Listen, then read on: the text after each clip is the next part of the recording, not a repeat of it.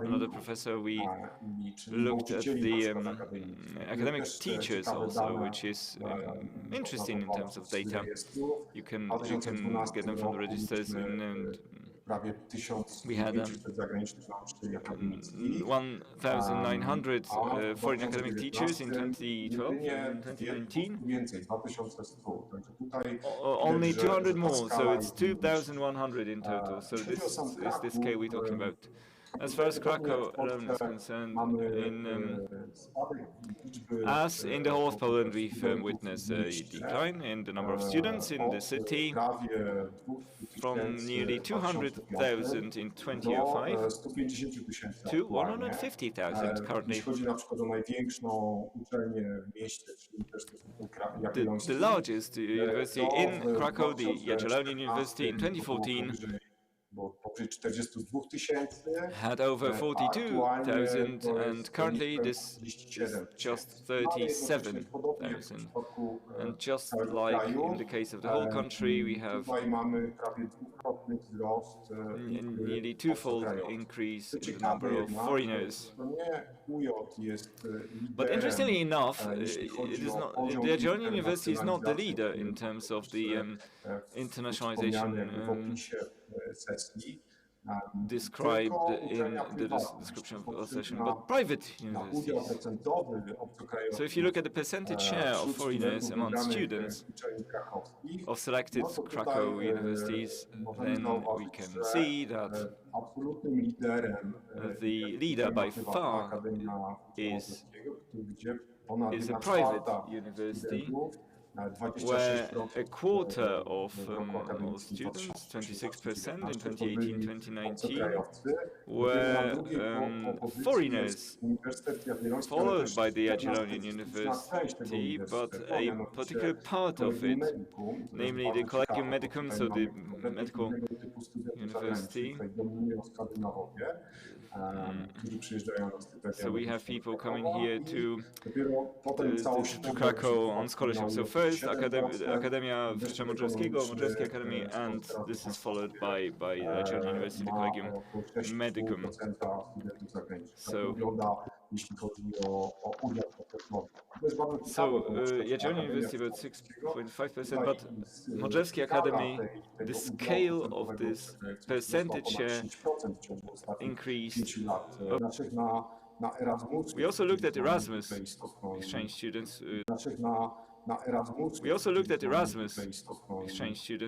They are a very significant group, and they differ also significantly depending on the university. We look at Jagiellonian University, the most important group are Spanish Erasmus students, but elsewhere different nationalities arrive. But Turkish students are also quite significant as a source of foreign students. But generally, if we look at the big picture, and one word about student dormitories.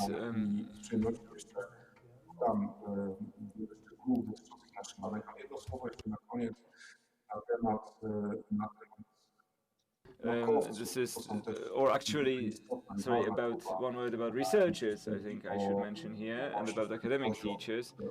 The level of internationalization, which is particularly important.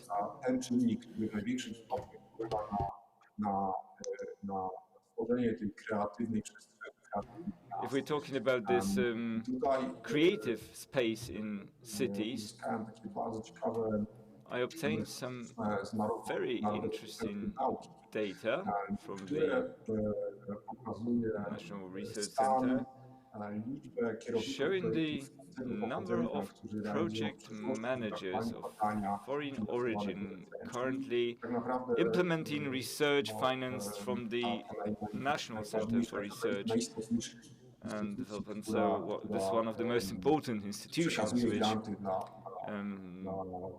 gives grants to researchers. And if we look at this picture of the whole country, then we see, for instance, that these researchers and academic workers implementing projects can be encountered at the University of Warsaw most often, also the Jagiellonian University, but also the Adam Mickiewicz University in Poznań is represented in quite great numbers, nearly 100 project managers, people implementing projects. As far as Wrocław is concerned, we have well, I can't find it at this point, but I will look for it and I'll give you the data concerning Wrocław. So this is very interesting in terms of groups, because this group has the largest influence in the direction of Polish science, and it shows the extent to which Polish science and research is shaped by foreigners. Okay, thank you very much, Konrad. And then, as usual, a lot of data. Before we pass to the next question, which really seems urgent after what you told us about the shaping of the migration policy in Poland and about the place of this category of migrants you talked about in this migration policy. So this category which is desirable from the point of view of universities and of the state as such. I'm talking about something we will mention, namely its appeal and how it is attractive, to what extent and to which point, when it ceases to be in the focus of interest of the authorities, of the government. A lot of very interesting data, and I would like to ask Dr. Pałacka, from the point of view of Warsaw, tell us, the inflow of foreigners. How do you see that for foreign students, international students, so that we can also see another point of view? Warsaw and the Mazowieckie Voivodeship are the ones that draw migrants the most, so the floor is yours. Thank you, ladies and gentlemen, for the invitation, and thank you, Konrad, for this condensed introduction, for these figures you gave us. I hope you can hear us. I hope you can hear me. And just on this note, to refer to what Konrad has said, the question about migration, about education in the context of migration, is about also a strategy concerning internationalization of higher educational institutions. And as we know, in 2017, for this purpose, an institution was established anew, the National Agency for Academic Exchange, which replaced the Bureau of Recognition of International Education, which preceded it. And if we look at the offering and of the range of tasks, we have programs, academic programs for researchers, for students, but also programs in regard to Polish language. So the adoption of a new law on higher education, a very important component there is, I'm sorry, I can see an echo and I can hear myself, so this is quite distracting. But internationalization of higher education and science is important, and this could not happen without academic exchange and its internationalization. And this academic exchange concerns mainly student mobility. We're talking about bilateral programs, we're talking about also various other programs the Polish universities are implementing, but another category, whether we actually full-time or part-time studies, BA studies, which differ also in terms of length, 2-year MA studies and so on. All this differs, the breakdown differs depending on the type of studies involved. And I can talk to you about Warsaw, which is my area. I'm not going to comment on the whole of Warsaw. I can only tell you something about my my university, that is the Warsaw School of Economics, Szkoła Główna Handlowa, it's quite unique in terms of being a public university and then a school of economics at the same time. So this emphasis on accepting foreign students, whether on an exchange basis or full-time or part-time, this actually has always been a fixed element of our academic environment, and we actually have agreements in place with numerous academic institutions, over 300 partner universities at this point. Sometimes, by the way, one university participates in several programs of cooperation, not only for students, but also academic teachers and administrative workers, clerks. So I guess it will be actually possible to talk about it later on also, but actually we have students, the majority of whom are exchange students, about 500 newcomers per academic year, and we also have international students, foreign students who study on a permanent basis in English or in Polish. And obviously in the second stream, Ukrainian, Belarusian students will prevail with the scholarship programs which are offered, for instance, by NATA. I would like to end. Dziękuję Ci bardzo, Marto. Tutaj Thank you, pojawiły Marta. się Thank dwie you very kategorie, much. ponieważ So my you've mentioned mówimy two zarówno categories because we are o talking about studentach both z wymiany Erasmus. To jest students ta jedna from kategoria, the która students jest exchange. Now that's krótkoterminowa, one bo of możemy the rather powiedzieć, że to są short-term studenci, categories of którzy this exchange. We're przyjeżdżają talking jeden rather lub of dwa students that come semestry for, najwięcej. let's say, Natomiast one or tą two grupą, która terms mnie tops. szczególnie interesuje w kontekście But what I'm naszego particularly dzisiejszego interested panelu, in the to context są of this panel studenci, którzy discussion przyjeżdżają na is the group of studia, students that come głównie to oczywiście na study studia oferowane w języku angielskim, mainly in English. na całe studia That's rather obvious, but I'm talking about the entire course, either MA or BA course.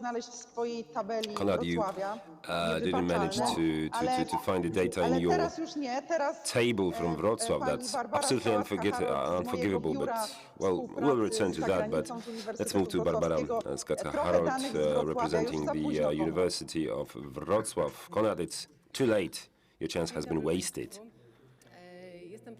Hello, ladies and gentlemen.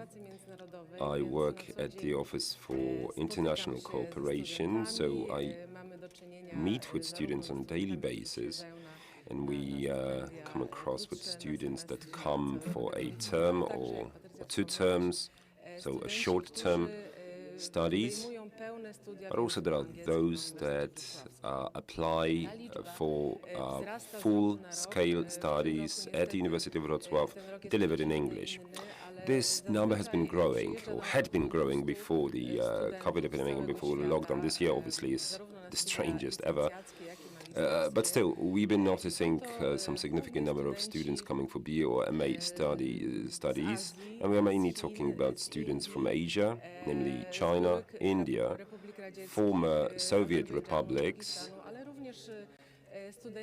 Azerbaijan or Turkmenistan, but also students from the Western countries. We're talking about students from the United States as well. So the whole range of those nationalities represented by the students, and we actually counted them, and that was more than 100 different nationalities in a group of foreign students. So we are talking of significant diversity of nationalities, and not only that. And truly, at our work, both I and my colleagues, we have this opportunity of meeting and coming across people from all across the world. So those students that come to Poland and to Wrocław in particular to study at the university, what they primarily take into account is the offering of the given school, what sort of programs in the English language are delivered to them, what programs are offered to them. I would like to focus on the full-scale studies, those delivered in English. They are the #1 choice among those students. Obviously, those students need a visa. If they are people from African countries, it is often rather problematic when applying for a visa. Our cooperation office obviously has to check the background of the given student's education and the diplomas acquired by the given students before. So then we are talking about this very comprehensive mechanism that has to be engaged, but this in turn requires very experienced workers, administrative workers, clerks. The courses mainly chosen are business administration, management, but also social sciences, political sciences, international relationships. What's been also quite popular for many years is biotechnology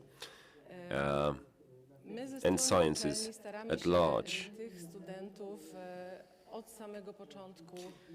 From day one, we try to, walk these students arm in arm, try to introduce them gradually. They are not left on their own from year one. We start to cooperate and support them from the very beginning of the residence here, including the process of obtaining visa. Obviously, also try to act as go-betweens when trying to find there some accommodation. So they may really count on our support as far as various sorts of programs, such as shared Christmas Eve meetings, some integration events, come-together trips, and so on and so forth. So these are all the initiatives and events that they gladly participate in. Just to mention this great initiative known as the International Student Orchestra that was established in our university.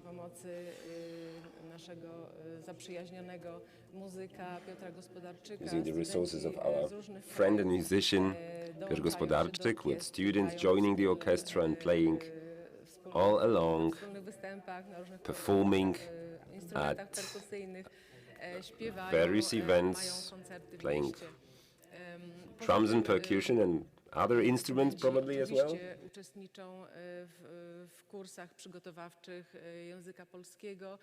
Yeah, obviously they are also delivered, they are also offered Polish language classes, and all throughout the studies they also can participate in those linguistic studies, those Polish language courses.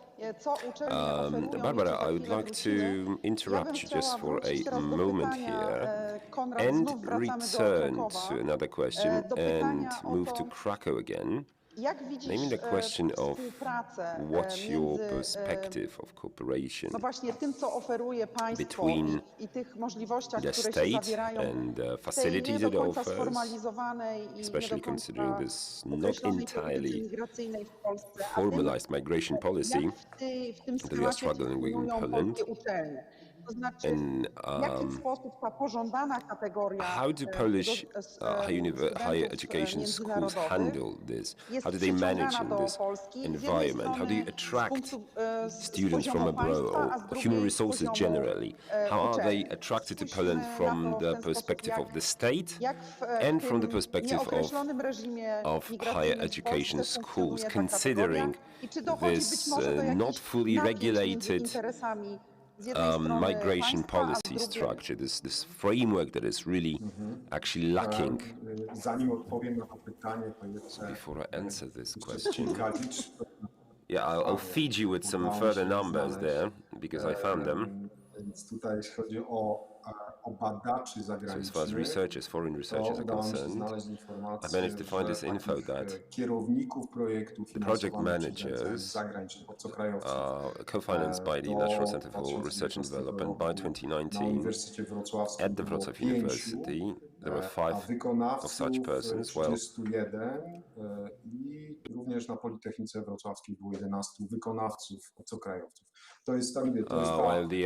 the people responsible for the project implementation were significantly more numerous. I Polska również, ale z różnych względów mogą tutaj wiele i niewiele zaoferować. To So, znaczy if I was to programy, answer your które question, są actually, I would say that both the state and the Polish schools finansowane przez have ocean both są a na tyle lot atrakcyjne, and not że too much to jesteśmy w offer. In fact, that stanie sounds paradoxical, but zabiegać o actually it is o so, tych because on the one hand badaczy we can zagranicznych, no actually to pokazują try te to statystyki. Jeśli chodzi successfully o attract the studentów, attention of those foreign no students to and tutaj researchers, especially when talking about students in this respect. tutaj sprawa jest I would say skomplikowana, that the tak jak problem is really of a complex nature here. jak to zostało wspomniane w As already rozmowie, mentioned, wizy studenckie, reżim wizowy, student tutaj visas odgrywa and this ważną, entire visa istotną issuing rolę. regime, this is something that I tutaj to jest jeden plays a z tych significant poziomów role. istotnych i ważnych, This is gdzie one of z the poziomu most important centralnego levels, and można from the wpływać na central to, jaka level, you jest can skala actually tego affect napływu the scale oraz of inflow można of wpływać na foreigners to kierunki Poland. tego napływu. Tak? I And to so jest can you bardzo actually istotne i affect ważne. Są the bardzo orientation ważne of this narzędzia, inflow? które This is są very important. jednym Equally z narzędzi important w rękach are the tools that are jakby in rządu, disposal of którymi the state może administration, wpływać na charakter by means tego of which they napływu. Istotnym i can ważnym affect the orientation są of również this te inflow. granty Plus badawcze, czy the też research granty grants studenckie. I tutaj or students' grants. słusznie doktor Pachocka wspomniała o And NAW-ie, o Dr. której też Hoska szeroko mentioned piszemy that w naszym is also raporcie, quite significant, and we have pokazując addressed this jaka jest matter skala tych in stypendiów our też report, namely the scale dla of obcokrajowców. these Na razie, jeśli tak naprawdę patrzymy scholarships na te liczby, for no to foreigners. tutaj one są dość, So if we dość were niewielkie to i talk just zapewne about tutaj numbers, jeden ze sposobów jakby say that zachęcania one of the studentów z ways to określonych miejsc, encourage którzy będą students from reprezentować some specific określone kompetencje, places, no to specific tutaj na countries pewno that jest would wiele represent certain do specific competences. zrobienia, tak? I Because in tutaj this można respect, też there is still a odnieść lot do to takiego be done. kontekstu zagranicznego. Wielka Brytania przykładowo odeszła w ostatnich latach od takiego kwotowego. So we are starting from obviously from money. And money counts. Money is important in this respect. The funds obviously have to be allocated in a very specific way. We have to know, and someone has to regulate how and where to allocate the funds at hand. The truth is also that if someone is simply very good at something, they can find scholarship or find place for themselves anywhere they want. Just to take, just to take English schools, for instance, we are considered to be absolutely top quality schools according to the Shanghai list.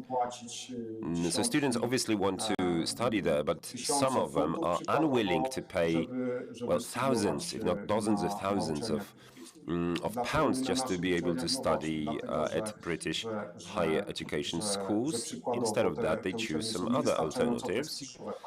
Well, why not Polish universities? Well, for instance, because they are not prestigious enough, or their offering in terms of studies in English is insufficient. These are obviously crucial matters that have to be taken into account. Many of these problems are addressed by individual schools, but also in cooperation with others.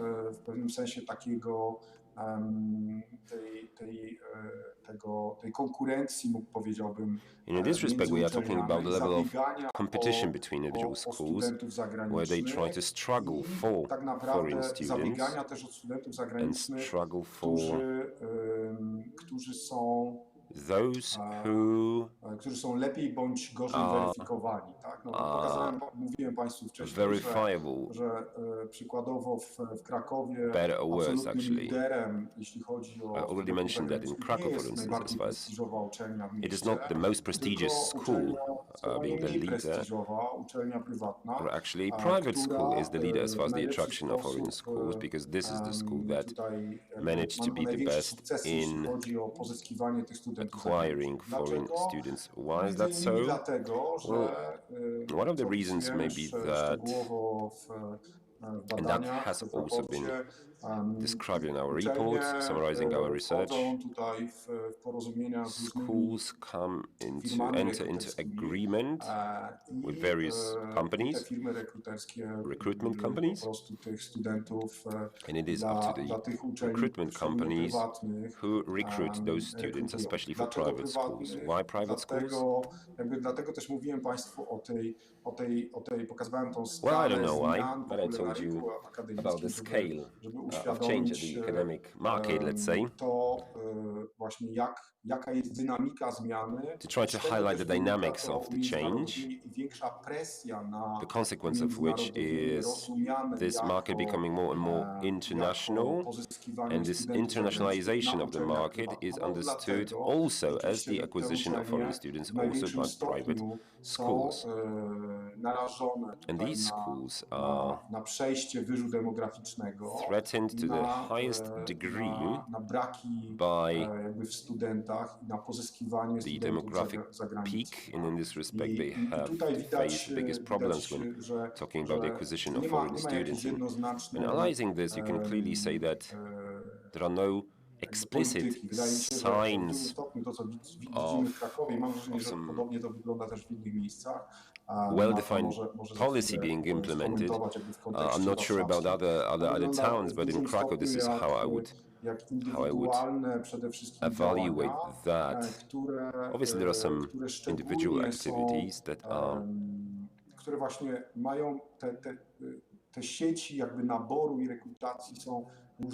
where the networks of recruitment work differently. I'm talking about public schools here, and you should state it quite openly. This network is significantly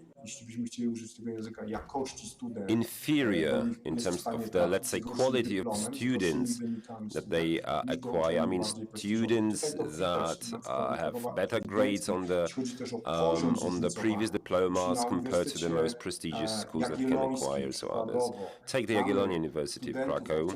There are foreign students who, first and foremost, attend MA courses, 1,500 of these students in the year 2019. So in private school, there are also 1,500 of those, but mostly they are BA course students.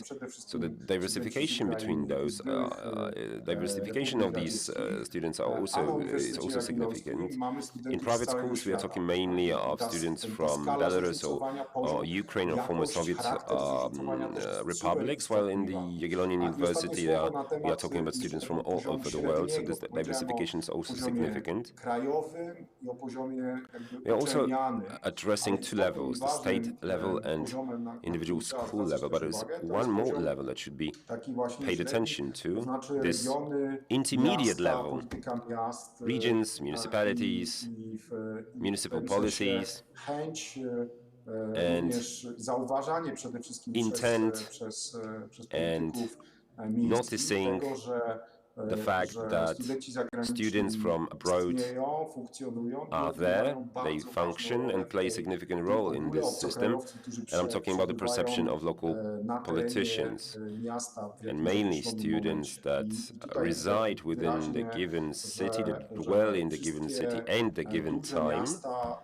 And for most large cities, we have to say that they promote through the presence of foreign students more and more intensely. They also undertake certain specific initiatives aimed at recognition of the presence of foreign students, but they also try to coordinate the policies of managing but also caring for those students.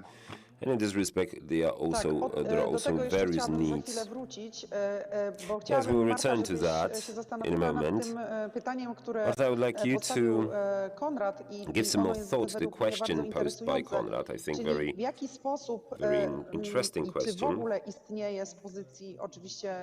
there, from the perspective of Warsaw, is there any collaboration between institutions that would lead to solving the problems or overcoming these barriers that are wiemy dokładnie, the że ten problems intensywny that napływ z ostatnich lat that spowodował, że we urzędy witness, and this wojewódzkie inflow of absolutnie students nie from radzą sobie abroad over z the przerabianiem recent years aplikacji caused legalizacyjnych różnego typu. the I że regional kolejki offices tam w being niektórych incapable to wojewódzkich process all sięgają the wielu applications that are being miesięcy, co jest również submitted, pewną and the barierą, bo queues that the uniemożliwia na students have przykład to wait studentom for wyjazd z until Polski the application is do innych krajów, bo cały examined czas take ich several months dokumenty sometimes. są w tej procedurze And unfortunately, sometimes they come legalizacyjnej. Więc to to też są study and rzeczy, the które documents są have not yet been niesłychanie proceeded, istotne, even though they have bo already z left perspektywy Poland nawet naszych sometimes in studentów extreme na cases. Uniwersytecie Wrocławskim ten temat nieustannie wraca, Just, czyli niewydolności just take systemu the foreign students administracyjnego of the Wrocław obsłudze University. studentów The zagranicznych, problem jako jednej oczywiście z wielu of kategorii insufficient migrantów. capacity Więc of czy mogłabyś, the Magdo, administration zastanowić się nad instruments tym, czy istnieje taka współpraca, keeps czy to rzeczywiście jest manifesting tak, itself że over and uczelnie over są nastawione again. na pozyskiwanie So isn't studentów that really zagranicznych, the ale truth robią to na that własną rękę, schools tak jak are Konrad powiedział, przez focused agentów, on przez acquiring firmy foreign rekrutujące, przez students, but they prowadzenie do it własnej on their polityki own accord, on rekrutacyjnej, their own ale tej współpracy volition jakby as w well, szerszym kontekście acting via instytucjonalnym recruitment companies, for tutaj instance. nie Well, widać. from the perspective of some institutional cooperation, there is no actually cooperation that can be witnessed. mojej macierzystej uczelni, gdzie też mam największą So I can wiedzę praktyczną only say z more uwagi na about umocowanie the situation here at my dotyczące właśnie tego, alma jak mater. przyjmujemy tych studentów, czy ich There is the pozyskujemy, Warsaw jak School im of oferujemy Economics, how wsparcie. we offer Natomiast them, odniesienie how do we recruit szczebla, students, and what powiedzmy, would we centralnego, offer to them. takiego, With regard to the central zarządzania level, między różnymi poziomami these naszej administracji. Na pewno management warto of powiedzieć, these że gdzieś te matters kwestie between migracji, nazwijmy to migracji edukacyjnej, mają, between individual levels of że tak powiem, są obecne w różnych institutional dokumentach, organization. w różnych dokumentach politycznych, między innymi Now, according to ta different kwestia political documents, or documents trying to be imposed by politicians, the very matter of addressing the current demographic situation and trying to encourage foreign students to come to Poland was addressed, for instance, in the strategy for accountable development adopted by the government in 2017. kontekście sytuacji społeczno-gospodarczej With kraju, regard to the wyzwań social economic demograficznych. situation of the country and demographic challenges, so most certainly the students are often perceived as the potential resource for the future, obviously provided they successfully go through our system of education and they become valuable assets from the perspective also of the labor market here. Między tym, co jest w tym wymiarze deklaratywnym i pobożnych życzeń, a tym, co się dzieje w praktyce. Obviously, there's a huge difference between what we wish to get and what we actually get, what declarations are heard, and what is given to us. So, especially from the perspective of procedures and projects, you can, for instance, obtain some grants and some subsidies for certain individual projects, but actually, it is usually up to the individual schools to act on their own, whether it is a private or a public school.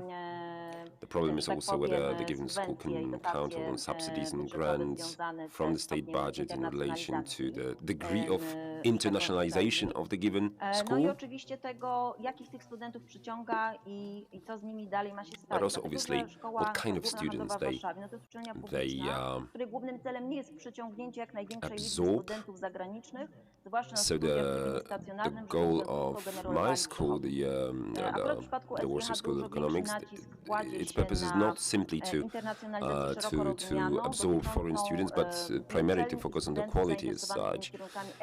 And in this respect, we are offering some specific courses, mainly business-like economics.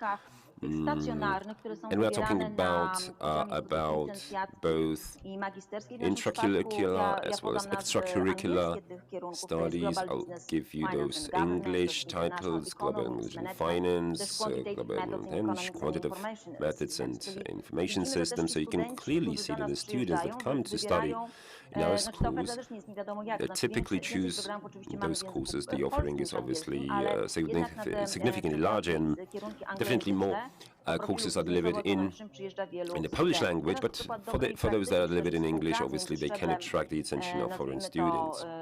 centralnym a szczeblem uczelni. Now, considering the difference between the central level and the school level, we're talking about, for instance, hashtag SGH4U. This is one of those hashtags where you can find information about optimization of individual education models, their capabilities for the students, all of them obviously provided by the SGH school, all implemented under the funds from the European Social Development Fund, so a very significant European fund implemented in the years 2018-2020 in participation of various organizational units of our school, especially the Center of International Programs, which is currently being renamed to International Collaboration Center, but also as far as the Center for Management of BMA Studies, any association that has been established in 2017. There's a number of activities that have been already implemented, but obviously we simply don't stand a chance in order to prepare the personnel of our students, including the lecturers and some supporting personnel, to accept and try to support the students. It's not just a matter of language and someone's linguistic proficiency. It's not just a matter of the quality of the student, but also the quality of the one who teaches the given student.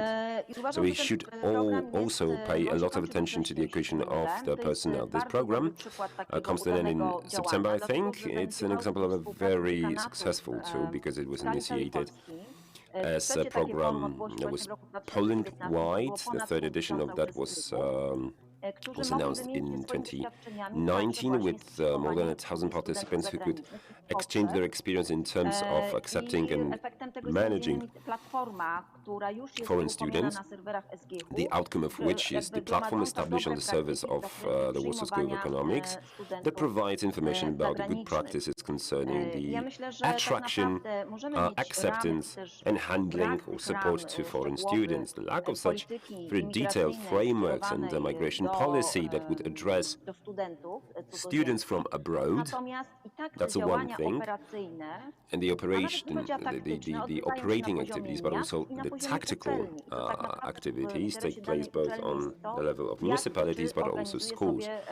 It is to the very interest of the school how the given school actually organizes the system of students. Now, coming back to the framework, I would also like to make reference to this proposal, or rather a question that was posed by Maciej Dyszurek from the Center of Research on Schools. What sort of migration policy framework should be the recommended one? And he proposed a model of complementary policy addressing the needs of the labor market, as well as the new migration countries model.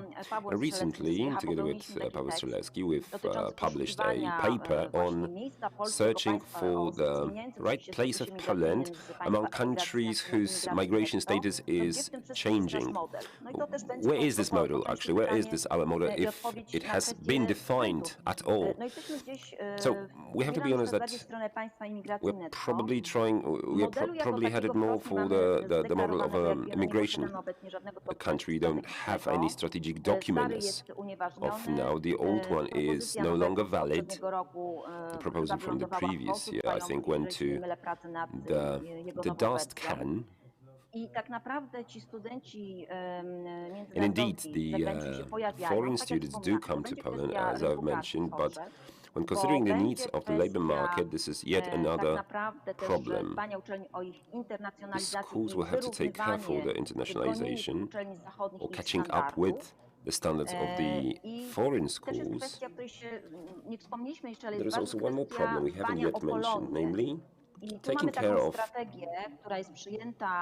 Polish people abroad, and hence the strategy adopted for the years 2018-2020, the governmental program for cooperation with Polish migrants abroad.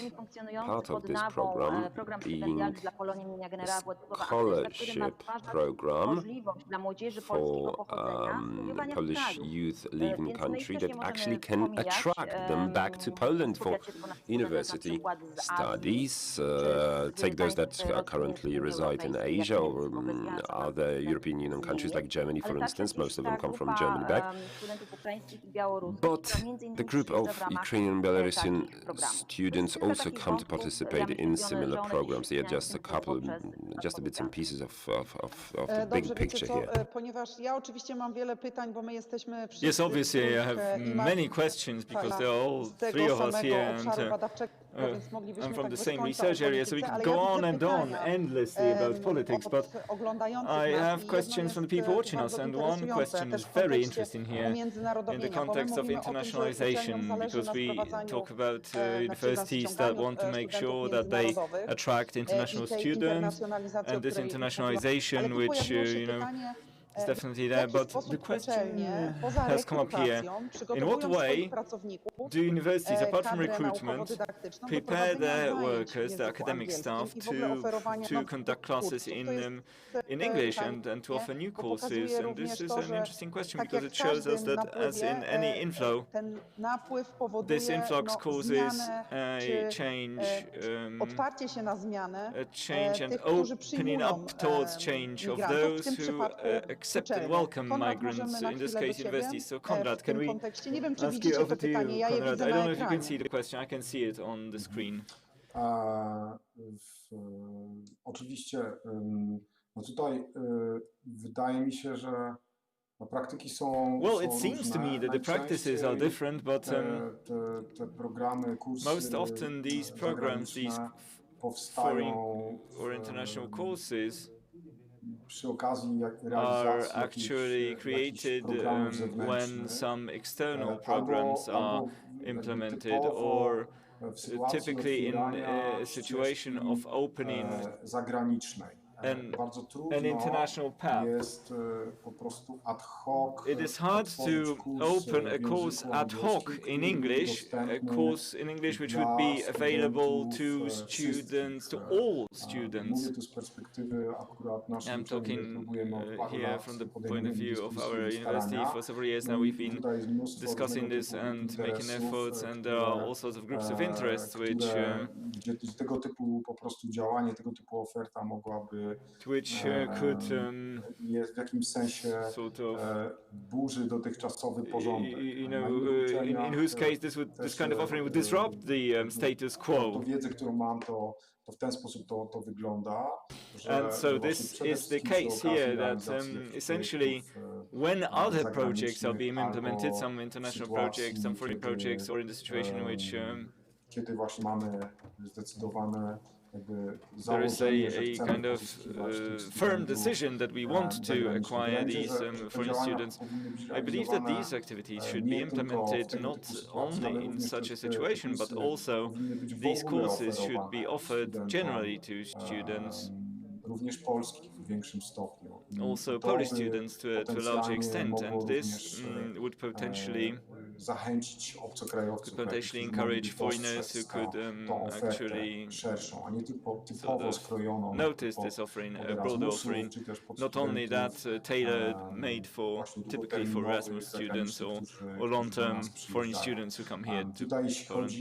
And here I wanted to comment on what Marta said about scholarships. I found the data in my report.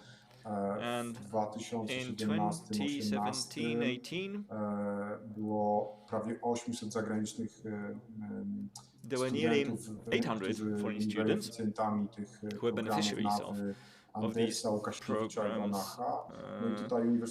Anders Łukasiewicz and Banach scholarships, and the University of also had 50, then 150, then 100, and the Jagiellonian University 83 students. But these figures are not overwhelming. Well, if we were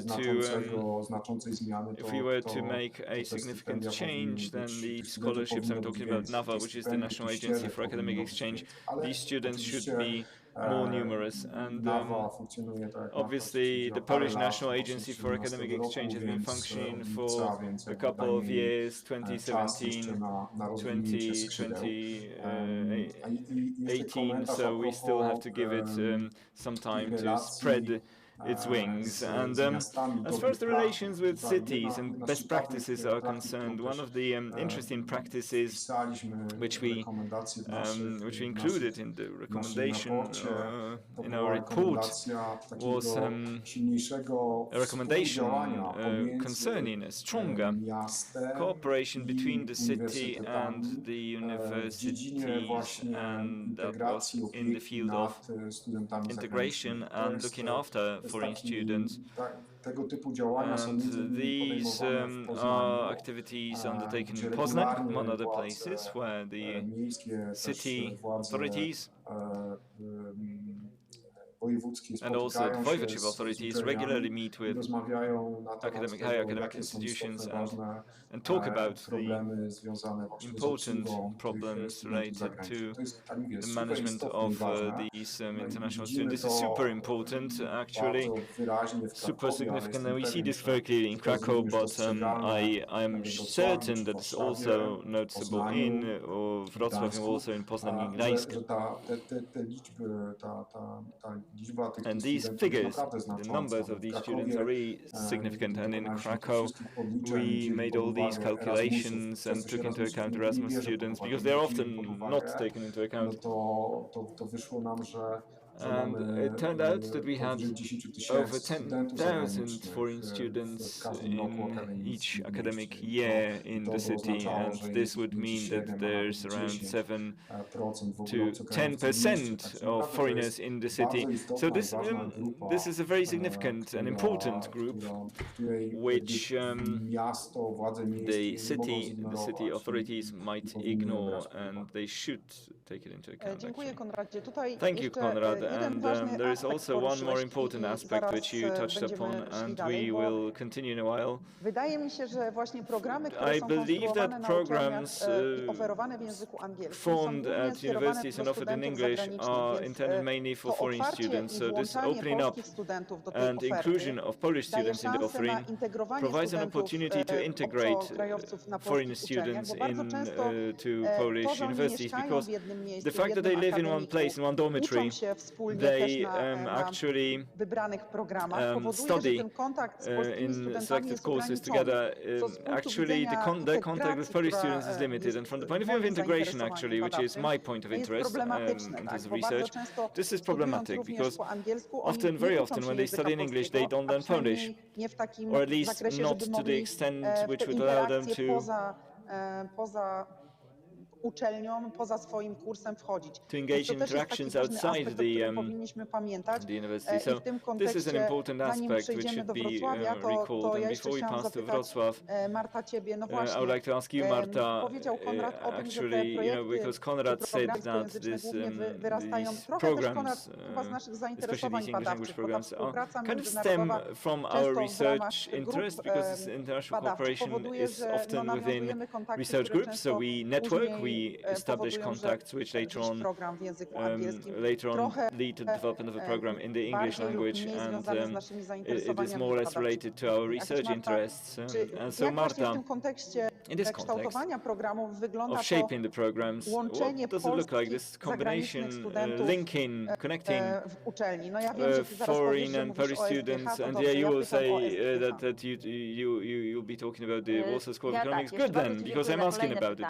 Thank you very much for this question. And as far as what Konrad said is concerned, and this question which appeared about us as academic staff, whether we as academic teachers were prepared in any way, linguistically speaking, or in terms of soft skills, for work with international students or in mixed groups. If I'm not mistaken, then at this point, at least here at our School of Economics, there is no comprehensive approach or comprehensive program which I would have to complete, pass, or be validated in to conduct such classes or courses.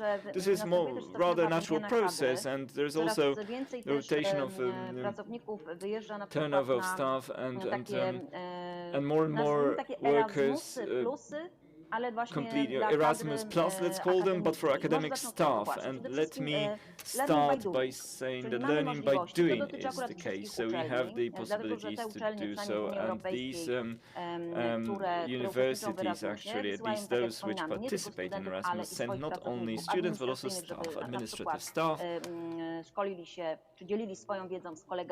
so that they can train and share knowledge with people working at other universities. And this is up to five days, some lectures, what we teach at foreign universities. During my glorious academic career, I started from going to Bratislava, and that was an interesting experience because you kind of confront yourself with different methods of teaching. You see what students are like elsewhere, and maybe it's totally different. And so it is good because you kind of blaze the trail in a sense for new solutions. If you know some languages, usually it's English, right, at this point, but we see a certain shortage, for instance, certain deficit, and we want to kind of bridge some gaps. Then there are some additional classes, courses, language courses to bridge some gaps in language learning. And I haven't used that, but I know that administrative staff members and teaching staff would go to class together and practice their linguistic skills. And reporting a subject for a course for the academic offering, that's simply what it is. You notify a certain course, and it's interesting for me to see which students sign up for which course. And interestingly enough, English language courses are also attended by Polish students who want to get to know foreign students, or they want to polish their language skills before actually taking up a job. So if it's all systematized and organized, structured, well, this National Agency for Academic Exchange project I mentioned, that was a series of training courses supposed to provide international communication skills intended for academic workers, but also specialist workshops for a selected group. And the aim of these workshops was to expand knowledge and skills in terms of intercultural knowledge and skills, and also a center of excellence for interculturality at the Warsaw School of Economics. Establishing it was supposed to be the aim. Let's see if these activities are to be continued. Yes, I checked it actually. They are supposed to be continued. So this has proven successful. So we train ourselves in soft skills and we exchange these best practices. As far as the number of students is concerned, following these courses, Konrad has also mentioned it, courses in the English language. In our case, if we look at it without going into the details, BA and MA studies, we have a definite majority of students from Eastern countries, Eastern neighbors, Ukraine, Belarus mainly, but we also have also students from outside the EU, but in Europe, also from Asia. This has been a trend for the last couple of years. We have a very large number of students coming here from Taiwan, from South Korea, from China, from India, or from Japan. Well, Japan is actually represented in small numbers, but I listed here students coming here full-time, and in their case English is the language of teaching. So thank you, and I would like to ask Basia, could you tell us a couple of words about really about how we implement projects, making it possible to obtain additional knowledge and to prepare ourselves for conducting courses and classes, because then I will pass to the last question for all of you. Well, as you have been kind enough to mention, a good training for teaching staff is provided by these teaching trips, one-week visits as part of Erasmus, where you can experience teaching in the English language. But of course, apart from that, we currently have a project underway which obtained co-financing from the NAWA, National Agency for Academic Exchange, which is called Welcome to Poland. And So we have actually 100 administrative staff and teaching and research staff, let's call them that, to attend 2-week English language courses abroad. And these candidates who passed the recruitment process successfully, they searched for centers themselves. They mostly chose the UK, Malta, English-speaking countries. And these 2-week courses were fully paid for them. Obviously, the recruitment process took into account whether that specific person had a need to improve their language skills. Obviously, everyone should, but that was intended mainly for people who had a level not higher than B2 in terms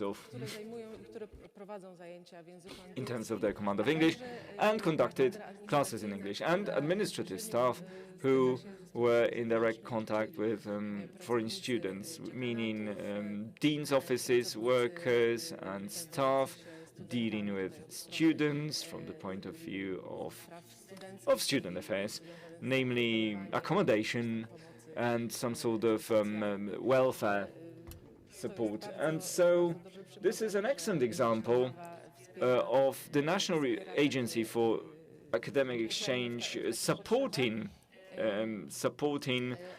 universities with regard to such needs. And what has already been mentioned too, regular courses take place at our university for staff, both academic staff and non-academic staff. But as you said, we have all the employees, all the staff sitting at one desk, regardless of what they do at work.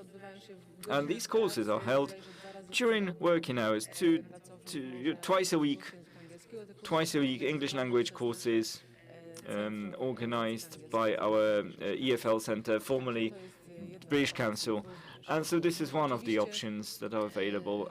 And obviously, the command of English is the first obstacle which our foreign students encounter. So this is tremendously important to make sure that the people who not only conduct the courses attended by these foreign students, but also people who have contact with them in dormitories and dean's offices, the important thing is to make sure that they are trained, that they speak English, speak and understand English. So when there is a replacement of staff and younger employees arrive, this is a requirement. You need to state in your CV that you have some command of English. Obviously, we are still lagging behind the Western European countries in this respect, and students still complain that they can't communicate at the level they would like to.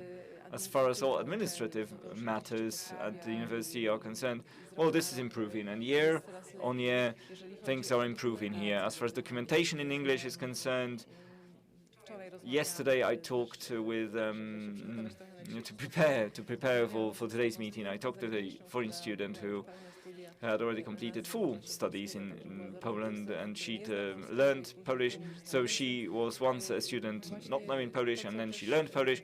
So what has already been said here, it's very important to integrate these students, these Polish and foreign students. They essentially don't have so many opportunities to meet in class during courses, or to attend some social events for integration. The courses are intended, or actually not intended, but those English language courses are paid courses, so it's clear that Poles will be less inclined to choose these courses provided for a fee. So these students don't really mix a lot, and even though the number at the University of Wrocław is high, we accept around 700 new students every year, including Erasmus students, if not more actually, because this number has been growing year on year. They are taken care of by our office as we organize various events, and we want to make sure that they socialize and integrate. But what we are lacking is the presence of Polish students, and we are planning at the University of Wrocław to open in the coming months, hopefully, because this will take place as part of the research university, and there is a welcome center idea. To open this welcome center, as a series of first steps, so that every foreigner or foreign student or foreign teacher coming to our university would actually go there in the first place. So that would be the first unit at the university, welcoming that foreigner. And yes, exactly, if I may comment on this, this welcome center will be the unit in which we will also involve the student self-government body of the University of Wrocław, so that this contact is not only with English-speaking employees at the very start, but also with Polish students.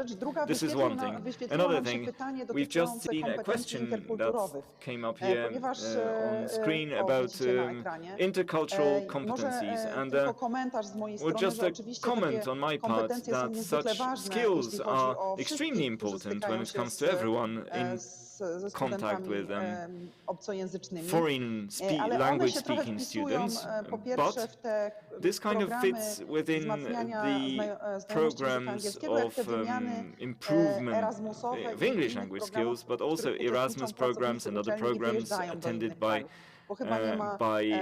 academic staff and university workers also going to other countries, because learning by doing, there's no better way to learn, really. And so my time is nearly over.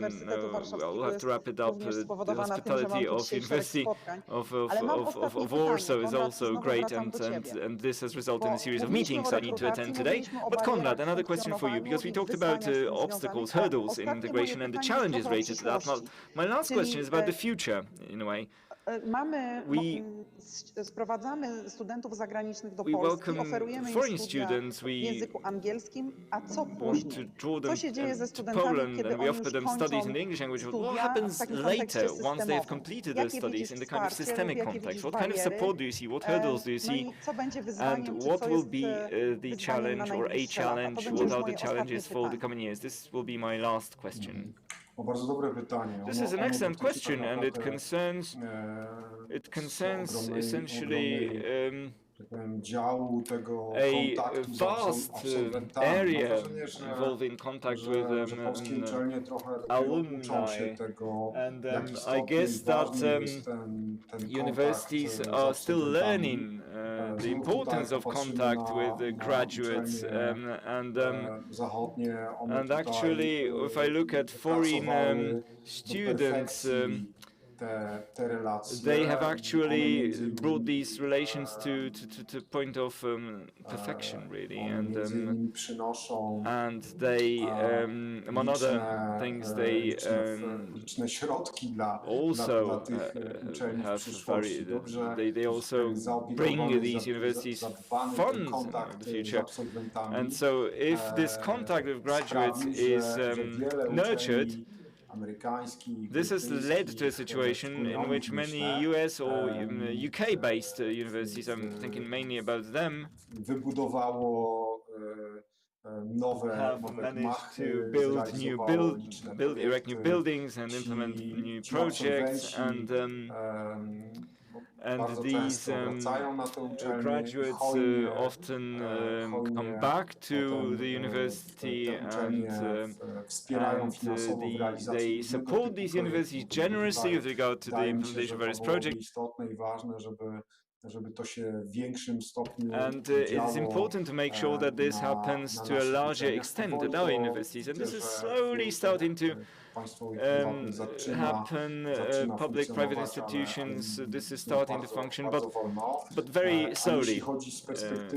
However, if we're talking about the point of view of Polish-wide regulations, the law currently in force allows alumni graduated from universities in Poland to remain in Poland for a period of up to 2 years. And this, in my opinion, is an excellent thing, and this is without extra conditions having to be met. But the fact that there is this possibility, that it has been created, this path, of pursuing some activities after completing studies, this is very important. And of course, we need to bear in mind these peculiar times we're living in currently.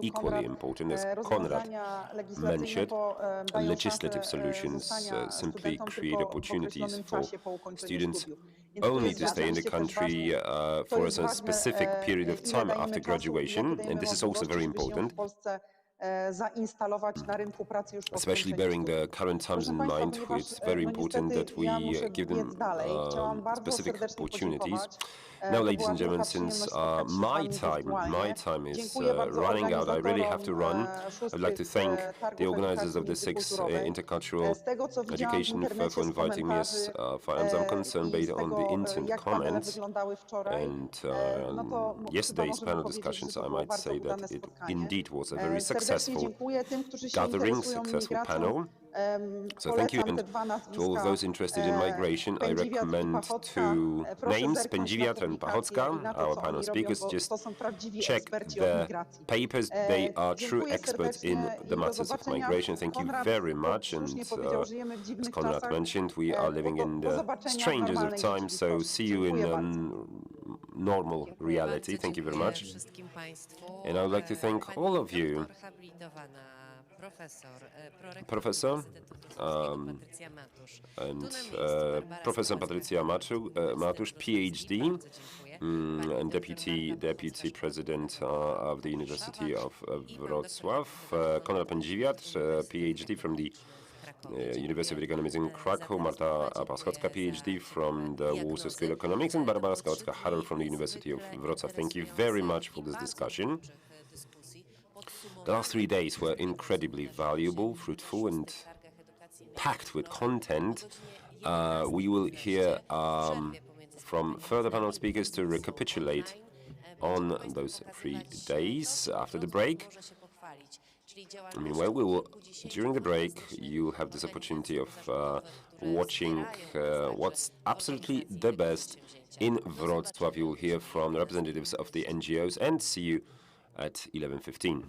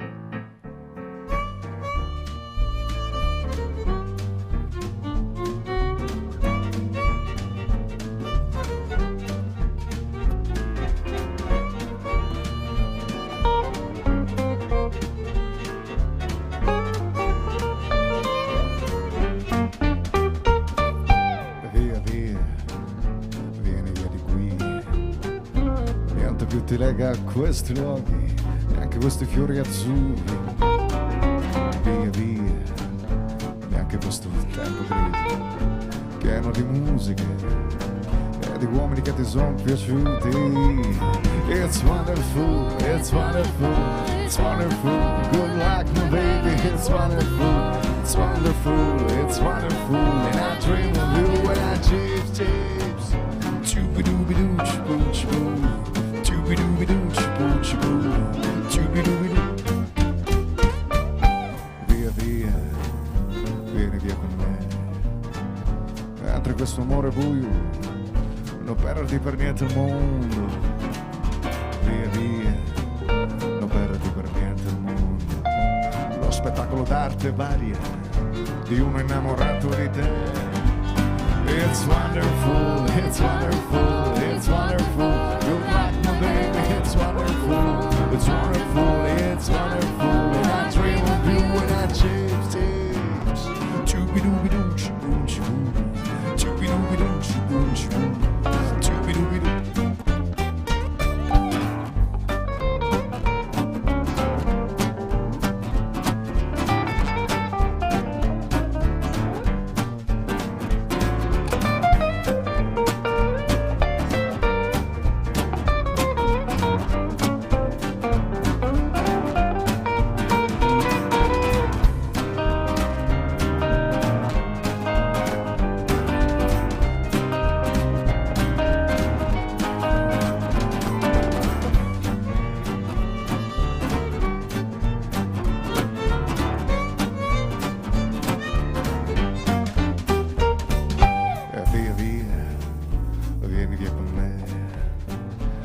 Mentre questo amore buio è pieno di uomini, via via, mentre fatti un bagno caldo, c'è un accappatoio azzurro, fuori piove un mondo freddo. It's wonderful, it's wonderful, it's wonderful. Good luck, my baby, it's wonderful, it's wonderful, it's wonderful. And I dream of you when I chase. Chooby-dooby-doo, choo-choo, chooby-dooby-doo, choo-choo, chooby-dooby-doo.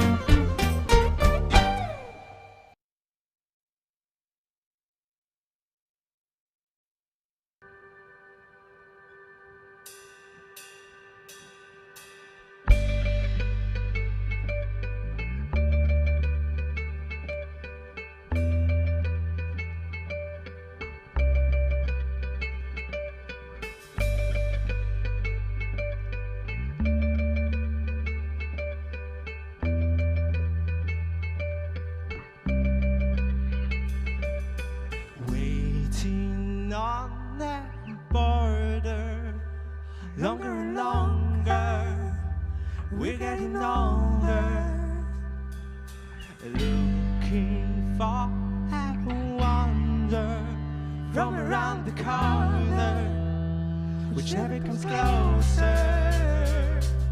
There are no borders across the lanes, but we make our dots between our hands, and always we say that it's a sign of time.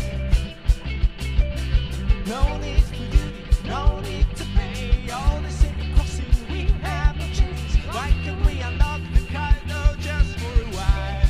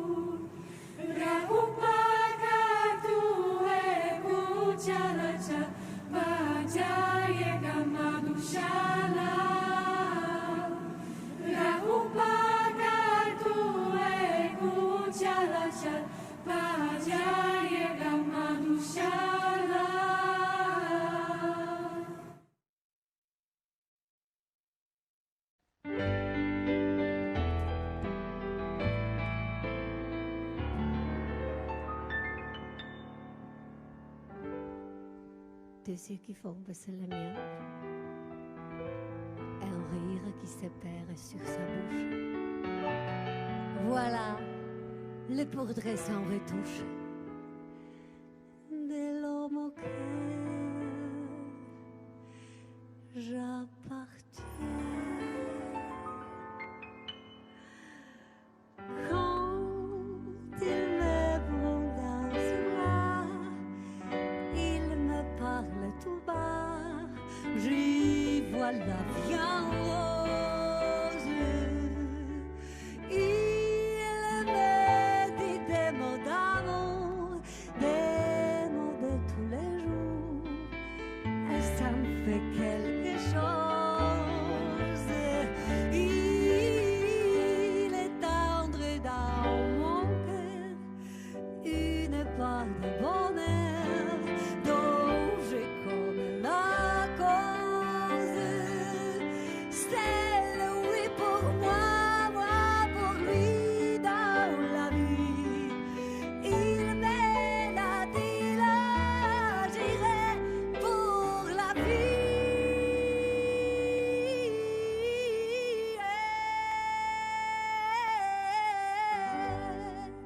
Dès que je l'aperçois, alors je sens en moi mon cœur qui bat.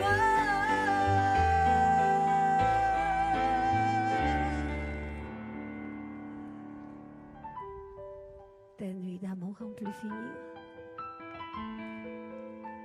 un grand bonheur qui prend sa place, les ennuis chacun s'effacent, heureux, heureux, à mourir. Quand il me prend dans ses bras, il me parle tout bas, je vois la vie en rose. Il me dit des mots d'amour, des mots de tous les jours, et ça me fait quelque chose. Il est tendre dans mon cœur, une part de bonheur dont je connais la cause. C'est moi, toi pour moi, moi pour toi dans la vie. Tu m'aides à dire, j'irai pour la vie.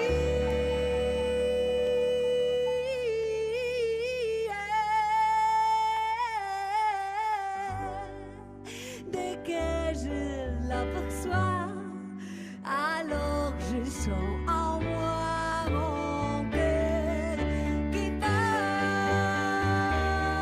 La la la la, la la la la la, la la la la la, mon cœur qui bat.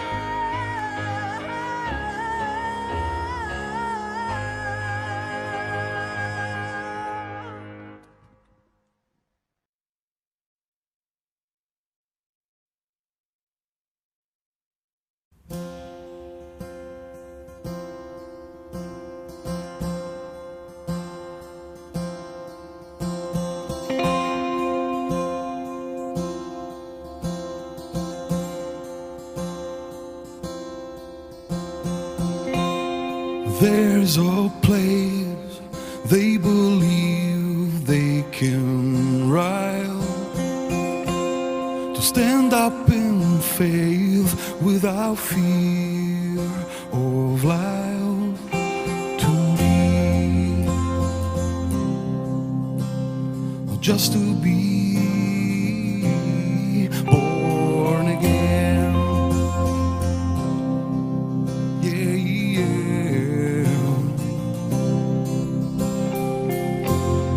There's a thing we all want to try,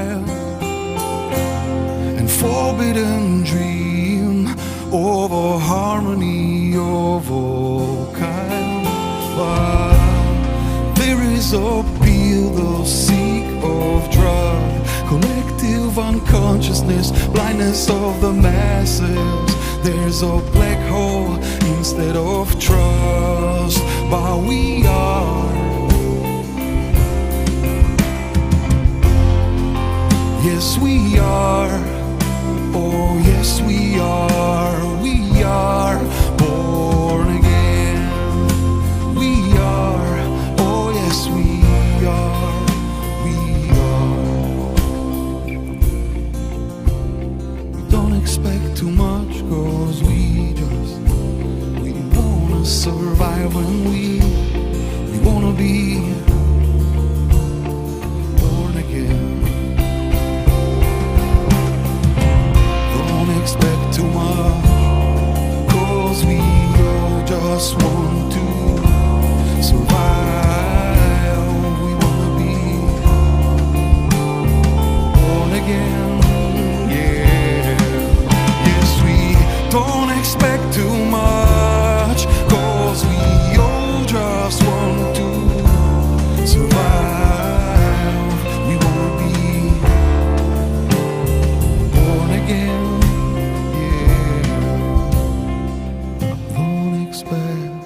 Don't expect too much, 'cause we wanna survive when we wanna be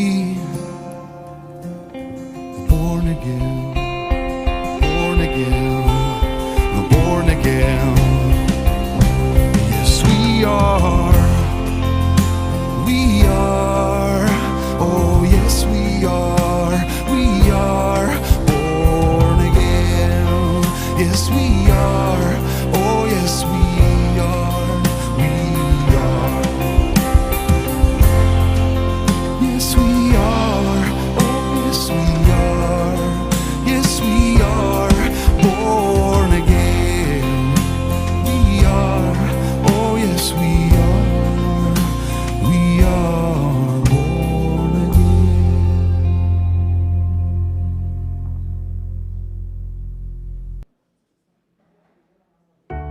W białej ciszy tonie świat i w bezruchu zastyga. Dobrze słyszę oddech twój, lecz nie mogę cię objąć. Nadejdzie chwila, gdy wszystko będzie tak zwyczajne, proste i gdy człowiek człowieka nie mija, lecz pragnie, by jeszcze bliżej być. Otwieramy okna na świat, wyciągamy ręce do siebie, podchodzimy bliżej, bo czas pozwolił za sobą zatęsknić. Otwieramy okna na świat, wyciągamy ręce do siebie, Podchodzimy bliżej, bo czas pozwolił za sobą zatęsknić.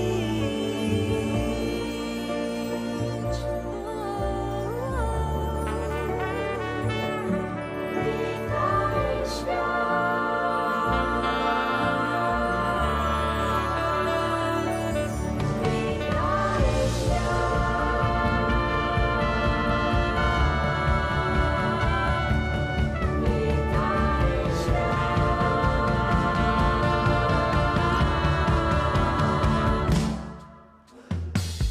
Doczekamy takich dni, gdy nowy świat otworzy drzwi. Z maski wypakujesz twarz i krzykniesz weter, oto ja. Stary prawdy okrut daj, otwórz oczy, serca, głosy. Nikt nie będzie sam. Starej prawdy szczytę daj.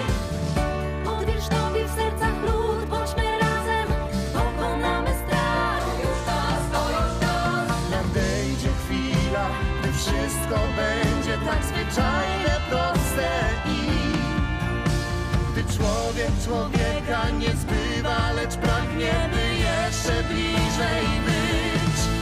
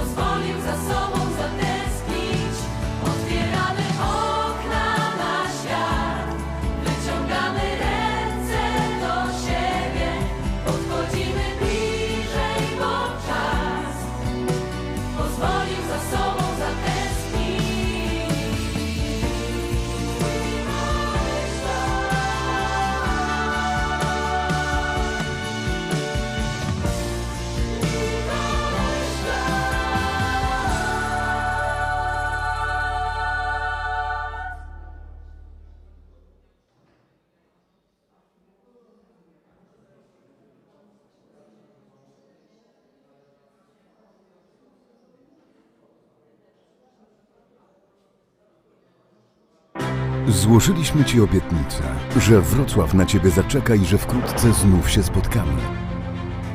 Zawsze dotrzymujemy słowa. Ten czas właśnie nadszedł.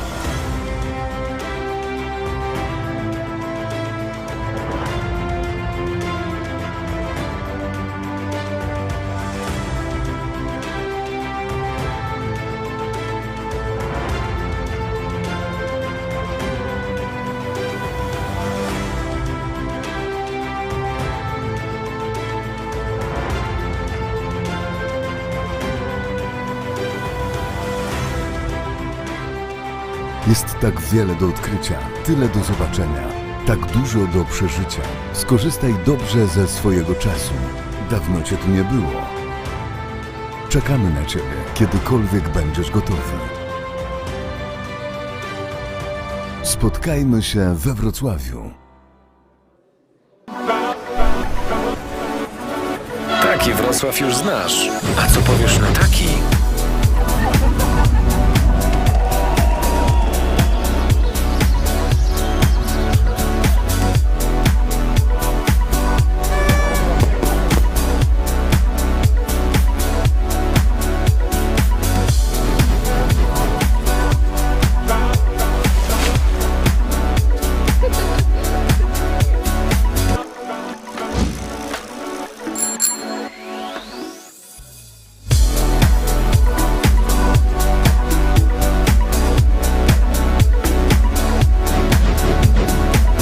Wizyt Wrocław EU.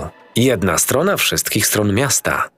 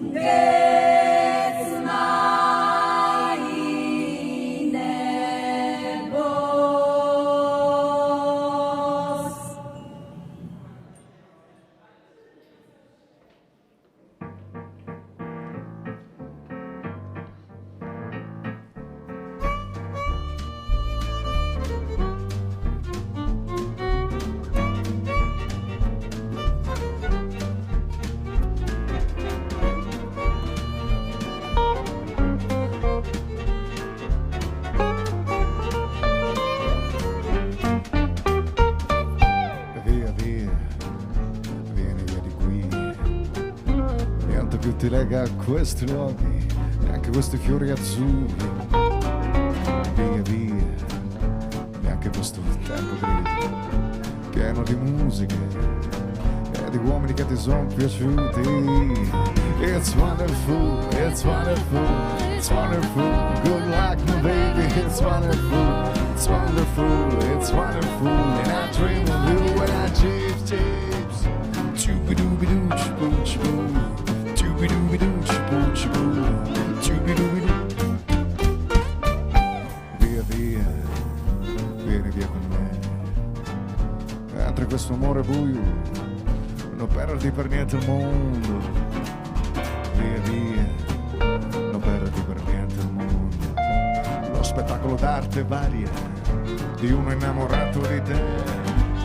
It's wonderful, it's wonderful, it's wonderful. Good luck, my baby, it's wonderful, it's wonderful, it's wonderful. And I dream of you when I chips. Chooby-dooby-doo, chiboo-chiboo. Chooby-dooby-doo, chiboo-chiboo.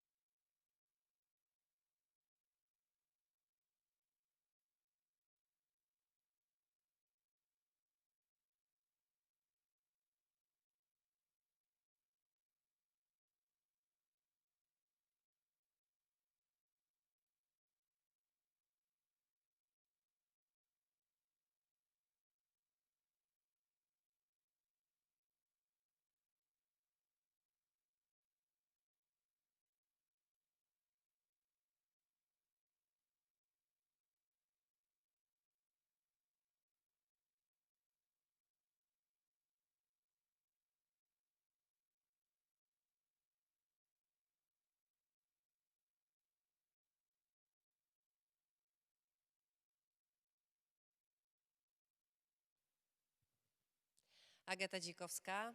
Witamy Państwa ponownie. Hello, good morning. I'm Agata Dzikowska and welcome from these very hospitable interiors of the White Stork Synagogue. What's past us is a lot of inspiring panel discussions.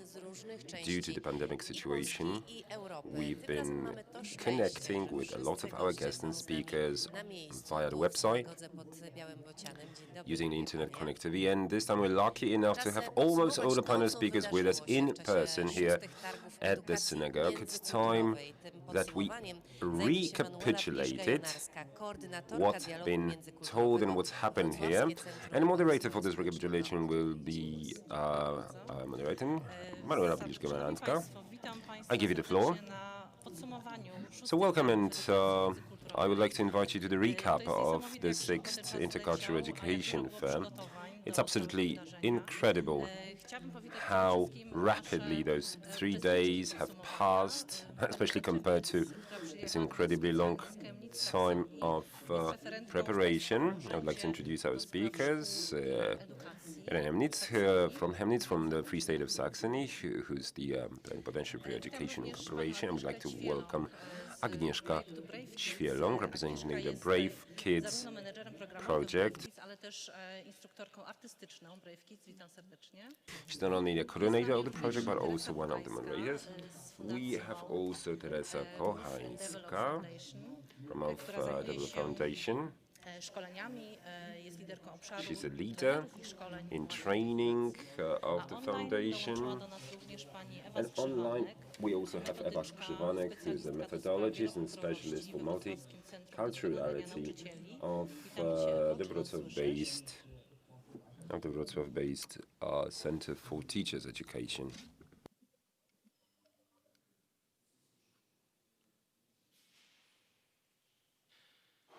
Myślę, że połączymy się w takim razie za chwileczkę, a w takim razie już spróbuję razem z naszymi uczestniczkami na scenie podsumować sobie targi. Together with these panel speakers, I will try to recapitulate on the education fair.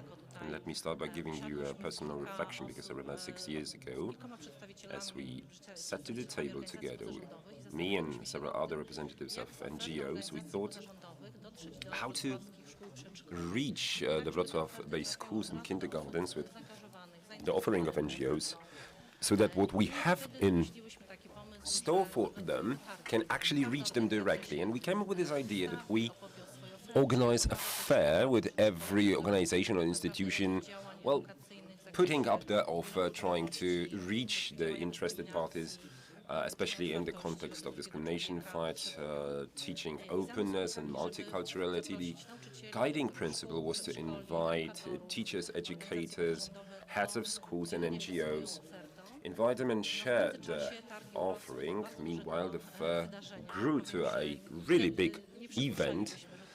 We wouldn't have thought at that time that this event, our initiative, would grow and would turn out to be such a big organizational challenge.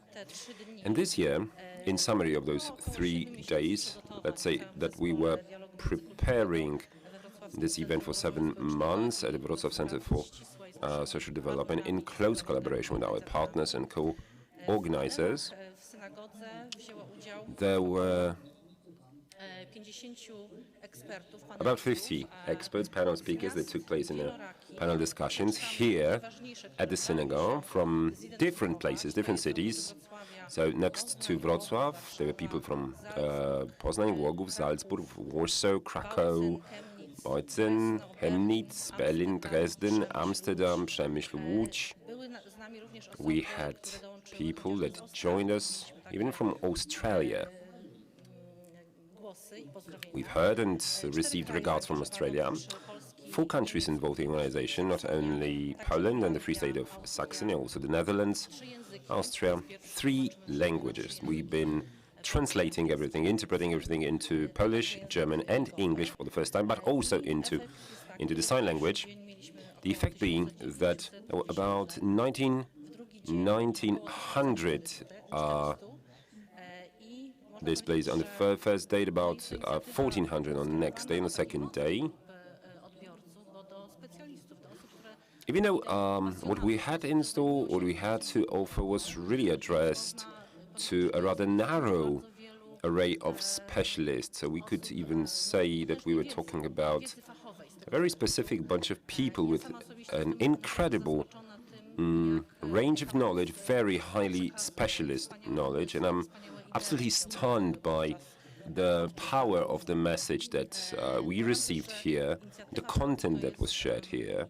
Let me add that this initiative is initiative of Wrocław and local authorities that, by that means, want to highlight the fact that this is an important subject for the city of Wrocław.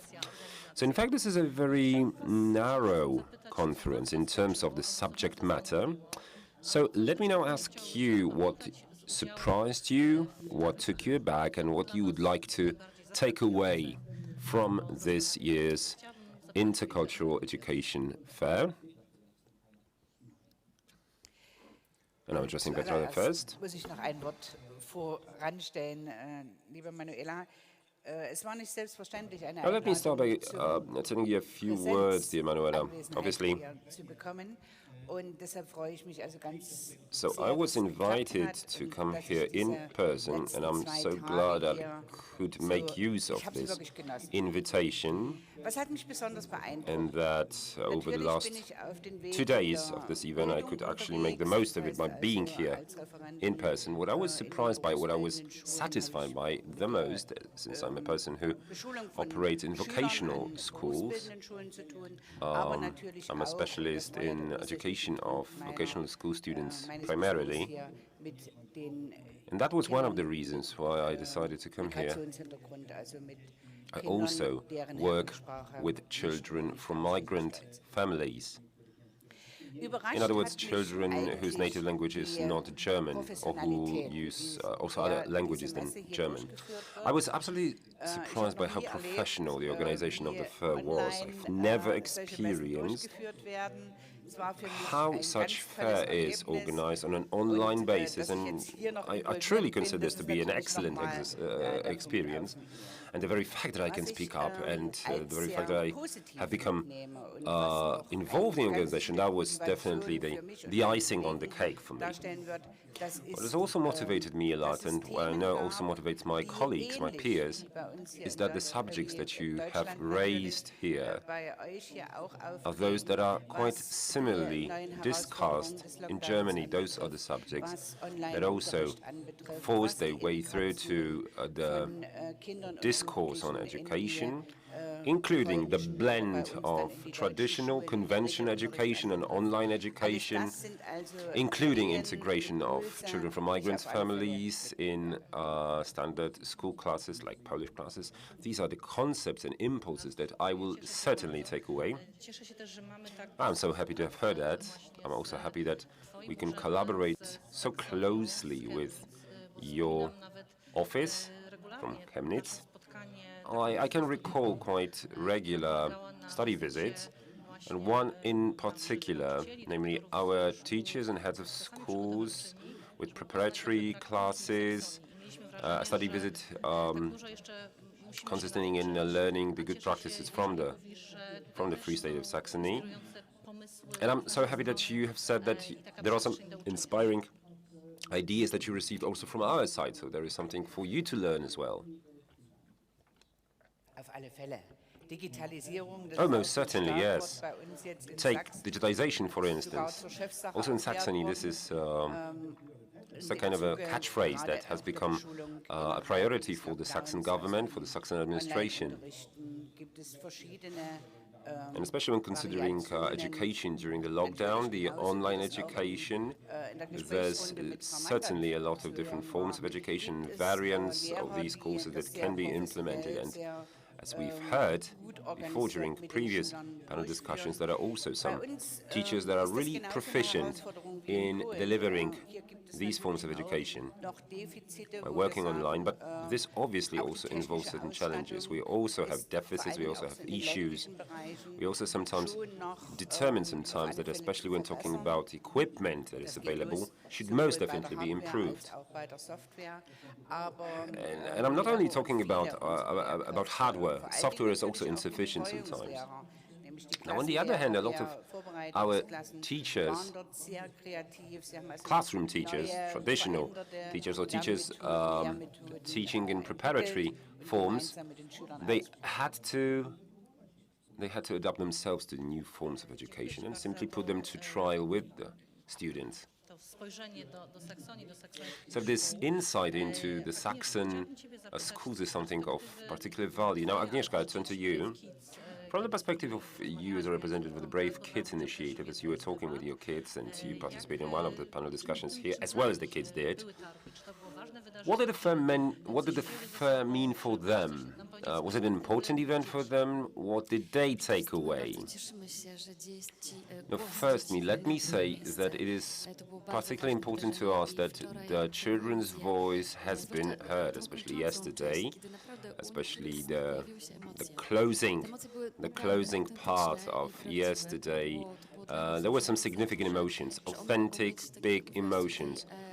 The kids were really moved, really touched by being able to speak, to talk to the really renowned experts, speak to persons who represent their interests, so to speak, on the very high levels of local authorities, and they found, or their voices found their way through to the public domain, to the public discourse. This was obviously indeed a different edition of the fair, but I have the feeling that the voice was really treated equal with other voices. There was no division between the younger and inexperienced and those that have the experience, have the knowledge. No, they should have the voice and should rely on their voice being heard, and it so happened. Kids were saying, for instance, what to do to make someone who is different, not to make them feel inferior. What to do in order for kids from all the world to become friends. This year, even the arrival of kids from all over the world, unfortunately, was impossible. We're trying to connect with them online, so the contact was there, and they were learning from one another, and obviously sometimes there were some interruptions, some unforeseeable situations. We had to reconnect. The internet is not obviously infallible. They were learning from each other's culture, songs, and so on and so forth. This diversity was really, really clear. And the Wrocław edition of the Brave Kids Initiative, gathering children from different cultures, it became something very natural. And this is what we wanted to achieve. We wanted to make diversity something absolutely natural, something that doesn't really require too much thought to be put in it, that the diversity becomes simply an inherent part of our society. So diversity on one hand, yes, but trust and confidence in our capacity to solve all problems. That's what matters, precisely. Would you like to add something? Would you like to share your reflections about what has surprised you as a new partner to the fair, who has managed to handle a significant part of the add-on events, the accompanying events? Is there anything that surprised you in particular? So, obviously, there were many surprising parts and many important parts. To me, what is absolutely moving, touching, is that we are active parts of what's happening in our country. The awareness that we facilitate dialogue between different parties involved. The Mode Foundation, obviously, and its operations are really multifaceted and span a very wide array of individual activities. And I think I particularly enjoyed panel discussion number 5, this COVID perspective of ourselves and what we could learn about ourselves from the perspective of the pandemic.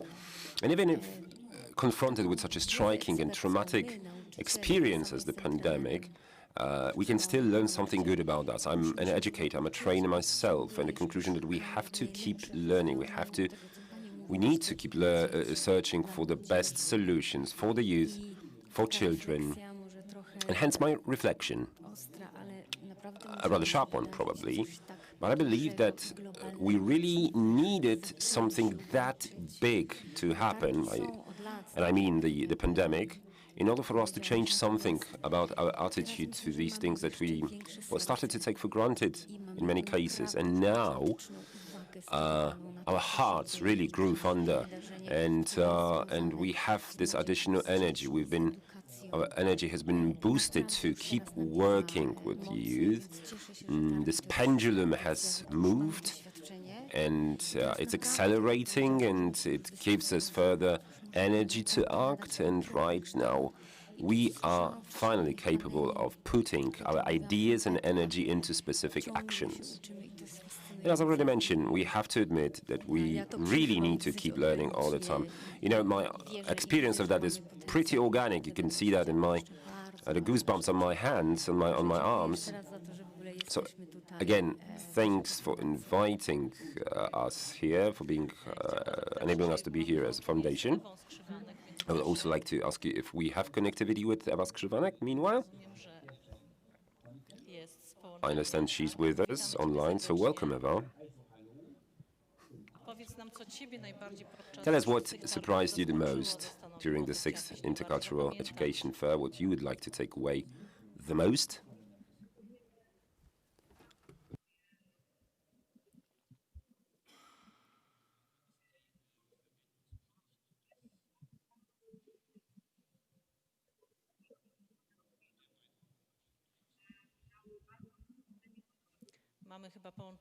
I suppose there's some connectivity problem. We can't hear Ewa.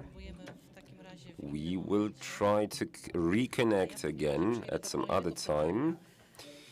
So let me proceed to another question. You have said that a lot of emotions, a huge strength, a really powerful event here.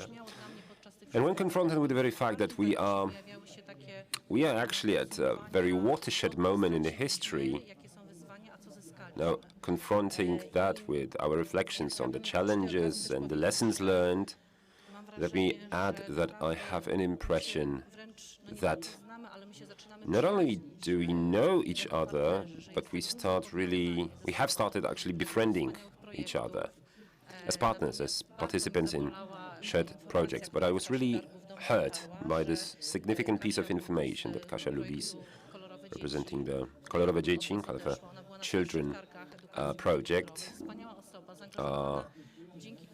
Unfortunately, she is deceased. She's left us. And she was a person who was with us from the very beginning, and who showed us the perspective of as two colored kids, as she was referring to them.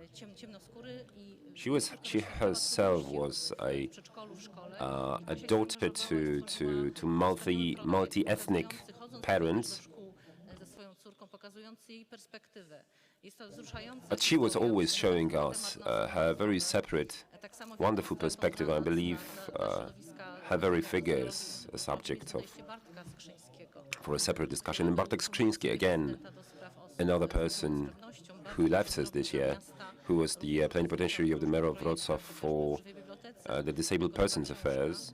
She was managing and implementing so many different valuable projects. And as I was listening to many panel discussions, I had this impression that we have lost a lot in many domains, in many spheres.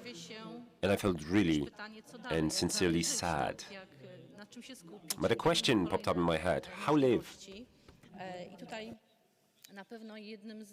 How to continue living?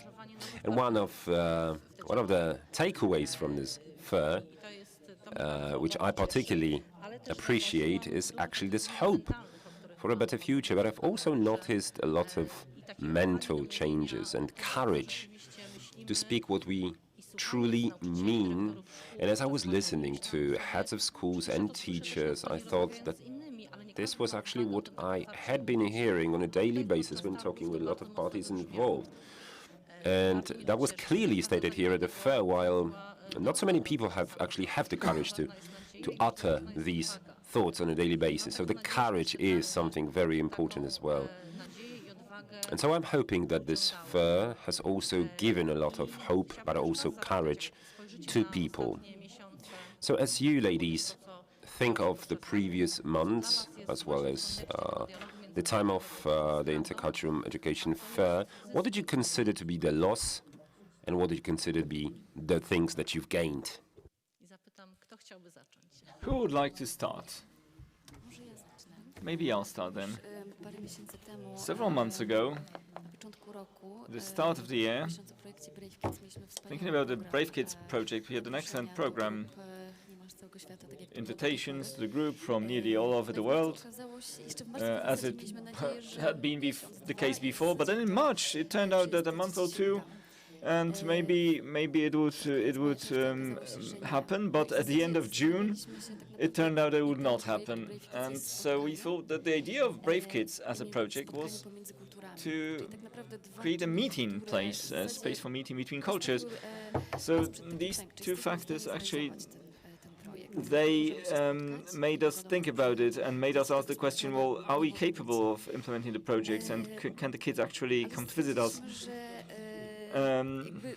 in this situation? But we thought that again and found that, well, diversity is everywhere, right? So maybe you won't have the children from other countries coming here, but even here in cities, we ran a project last year in Rzeszów, and when we went to a coordinator there, and we obviously said we were looking for children belonging to different cultures. Maybe in Rzeszów it would be more difficult, but we found that it would be about meeting the other, another human being.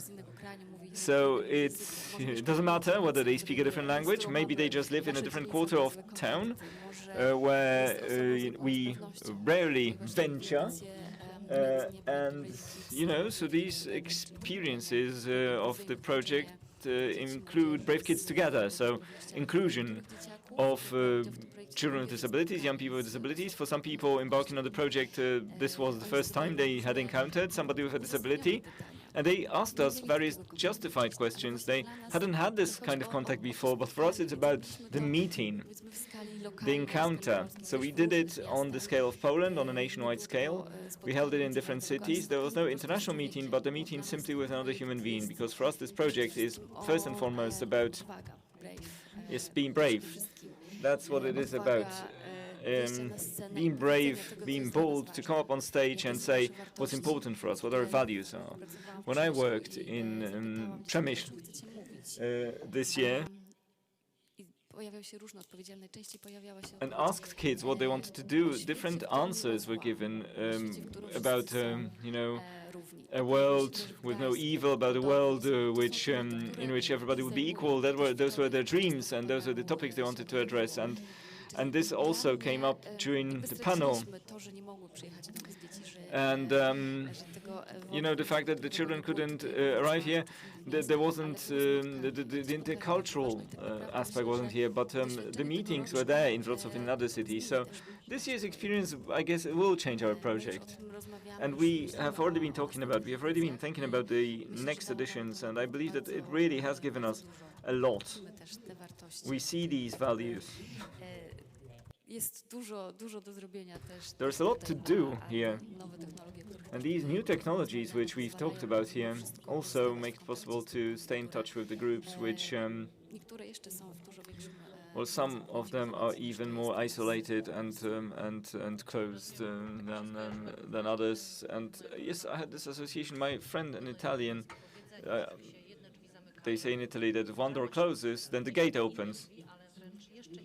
So new opportunities actually surface. So the crisis actually triggers these possibilities. So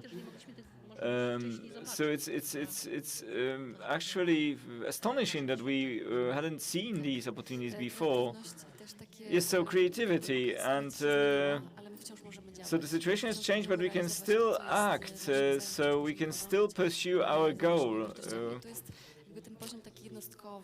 That was the kind of individual level, reinforcing kids and kids from years threatened by exclusion, and sometimes they are not brave enough, as I mentioned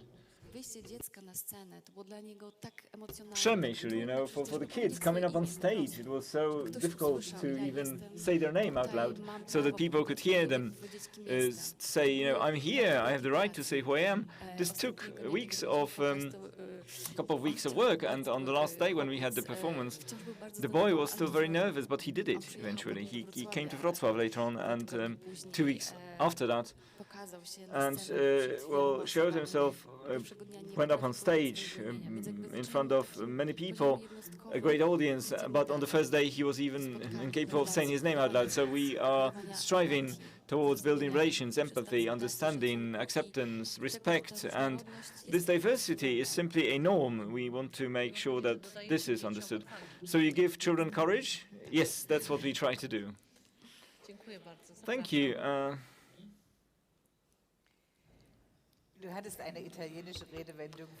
Yes, you have mentioned this Italian saying, and you know what we say? There are losses, profits, cactuses, and roses. And obviously there are limitations.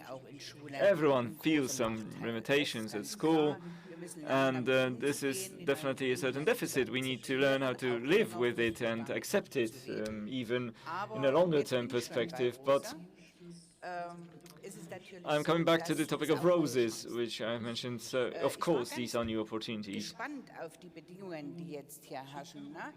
Because I was wondering about the conditions here, and it has been said that the fair will take place, or would take place online. It was said about this fair under a specific sanitary and hygienic regime, and yes, the bar was placed very high. If I were to compare it to last year's fair at the university at that time,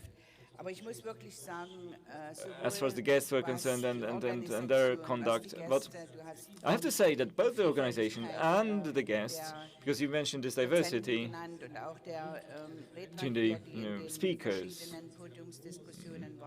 people who gave the speeches, people who gave one another the floor, panelists, and the place, the venue. You have managed to find this venue here. And I believe that the synagogue in Wrocław is a symbol of multiculturality, of tolerance, and above all,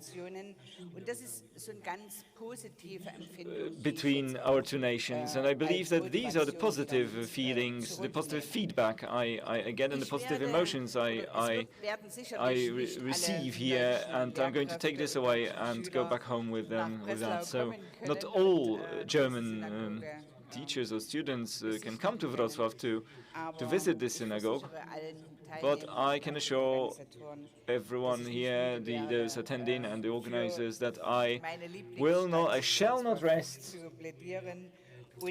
before I spread the word about my beloved city of Wrocław and advertise it in Germany. Chemnitz, as you probably know, applied to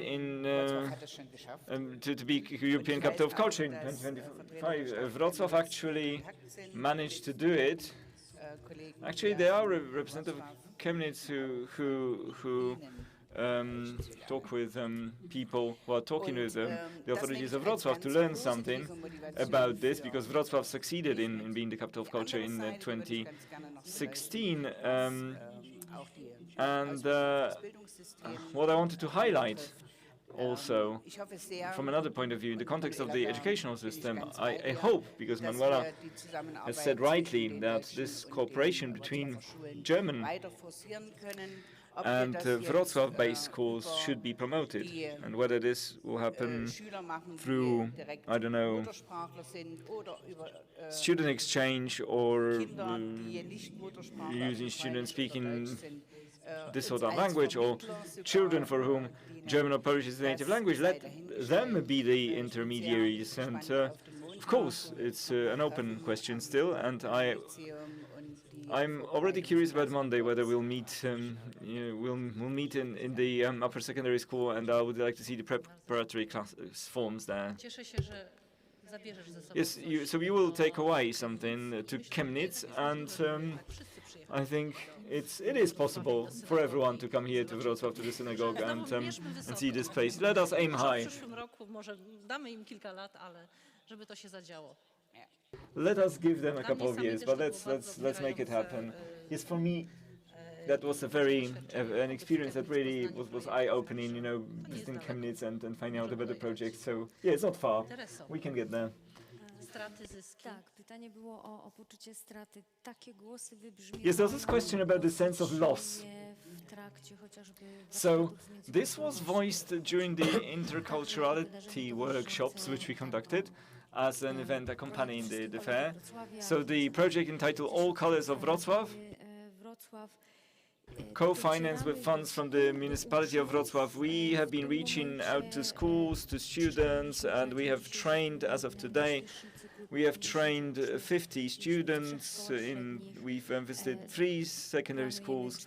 We are planning eventually to cover 400 students with these workshops.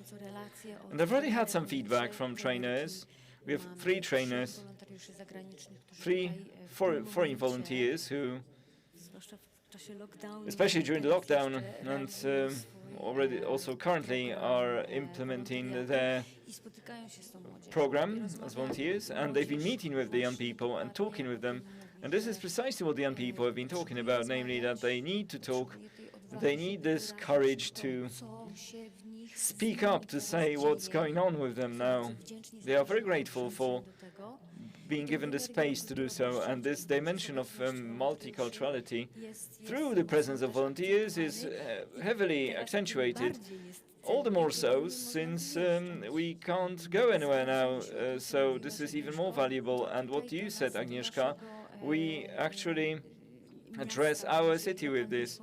We address our local community, and all of a sudden we are searching for these overtones and hues of the aspect. So we know that the situation turned out to be completely new for students and teachers alike, and they are not always capable of giving name to what they have lost, but they see that we are making efforts, we as adults responsible for them, and they want to be part of it, and they have the courage to speak up, and genuine dialogue opens up, not only in the dimension of multiculturality. So the fact that someone hasn't been able to go somewhere or pursue their passion or gone on holiday, this is one aspect, but the young people have a more profound point of view also, and a broader point of view, and I think they've reached this stage already, and we have been working on this during the workshops to make sure that they seek the potential to develop this during the workshop, to develop new forms, new approaches, new attitudes, above all. We can speak of competencies here, to search for new solutions, not only in education, not only in how they are coping with the process of their own education, but also in this multiculturality. And I come from Rzeszów, so as you said, yes, local, our wealth, our assets, our resources, this is precisely the direction which we want to follow, and since we cannot meet personally, this is a certain blocker. But then we approach the topic creatively and seek new solutions, so it can be done. So generally, the overtone is hope and a lot of gratitude on the part of the students. They are really capable of appreciating it, and they have been expressing it. The fact that they are happy to meet and to sit down and talk about these topics, to debate those topics. Good, great. Thank you for this work and for this voice of young people, and I believe that workshops are an event accompanying the fair. Seminars taking place are an opportunity for even more profound conversation, and actually we can say what we think during such workshops, but after such a tough period, it is a time when you can just stop for a while and think.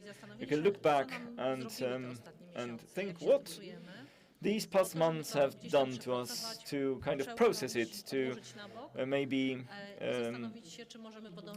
digest it and perhaps put it aside and think whether we can go forward. So these new experiences were really valuable. And I wanted to ask you, Agnieszka, about Brave Cinema. Because, again, this is for the first time a combination of this with the fair. So what conclusions have you drawn? Can we actually reach out to people through film and teach openness? Have you succeeded in doing this? Yes, I believe that this has really been an excellent combination, an excellent link. I'm generally close to performance arts, and what is shown on stage is very important to me, but I guess that much can be also said through movement or through images, visuals, instead of speaking, instead of words, because sometimes talking to certain groups might prove a tough task. So this has been an excellent supplement to the debates. It has complemented the debates, the meetings here. So on the one hand, the picture, the film, but after every film there was a conversation with experts or filmmakers, and I said yesterday before our meeting that we had ended discussion at the cinema at 11 p.m. So sometimes the films were tough and the emotions were tough. So yesterday a very emotional and shocking film, El Dorado, showing the situation of refugees, of recent refugees and their status, but also European policy towards this group, towards refugees and the refugee question. So we ended the discussion at 10 past 11 actually. And these are tough issues. But I would like to go back to the first film also, Anthropocene, which presented a bigger picture of how humans were transforming the earth, of how destructive an influence humans have on our planet. And with Alek and Aneta, our guests, we talked about the need for systemic solutions, and that also surfaced yesterday, this question. So these questions keep appearing. What I can do as an individual to make this world better, to make sure that people indeed are capable of living on the same level and with the same quality, but what also really kept appearing, the question about systemic solutions, whether we are capable as individuals of supporting this critical mass, of supporting changes, global changes, or aspects related to global change. So what was also really moving was that audience members would find themselves somehow in the films shown, and this is what Agnieszka Zwiewka, director of Królowa Ciszy, Queen of Silence, the film shown at a now former settlement near Wrocław, what she said, and that film was presented in a prison for long-term inmates with long sentences, and one of the people from the audience approached her with tears in his eyes, and he said that he'd found in that little deaf girl, Denisa, that he'd found his story. And this actually appears, through a film, through visuals. You can touch these personal emotions. The reflection on the world is important, but a step forward, also a step further, what we can do about it locally, but also more broadly, globally, how we can get involved for the sake of changing this world.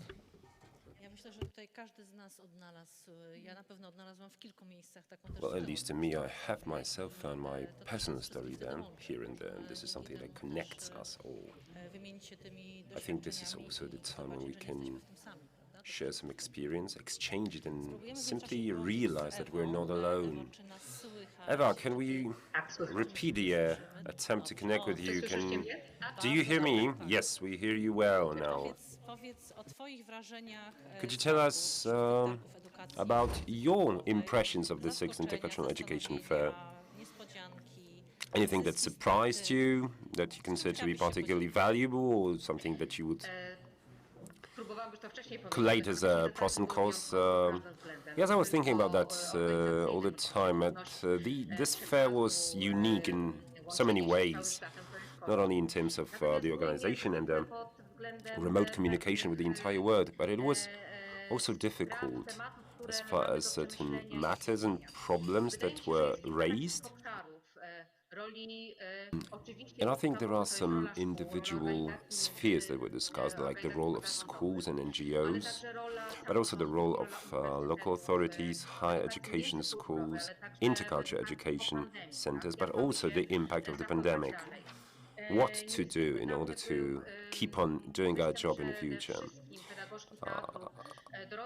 I particularly value the speech from Grodzka, the theater pedagogue and theater methodologist, who was speaking about how theater used as a means for education has been changing.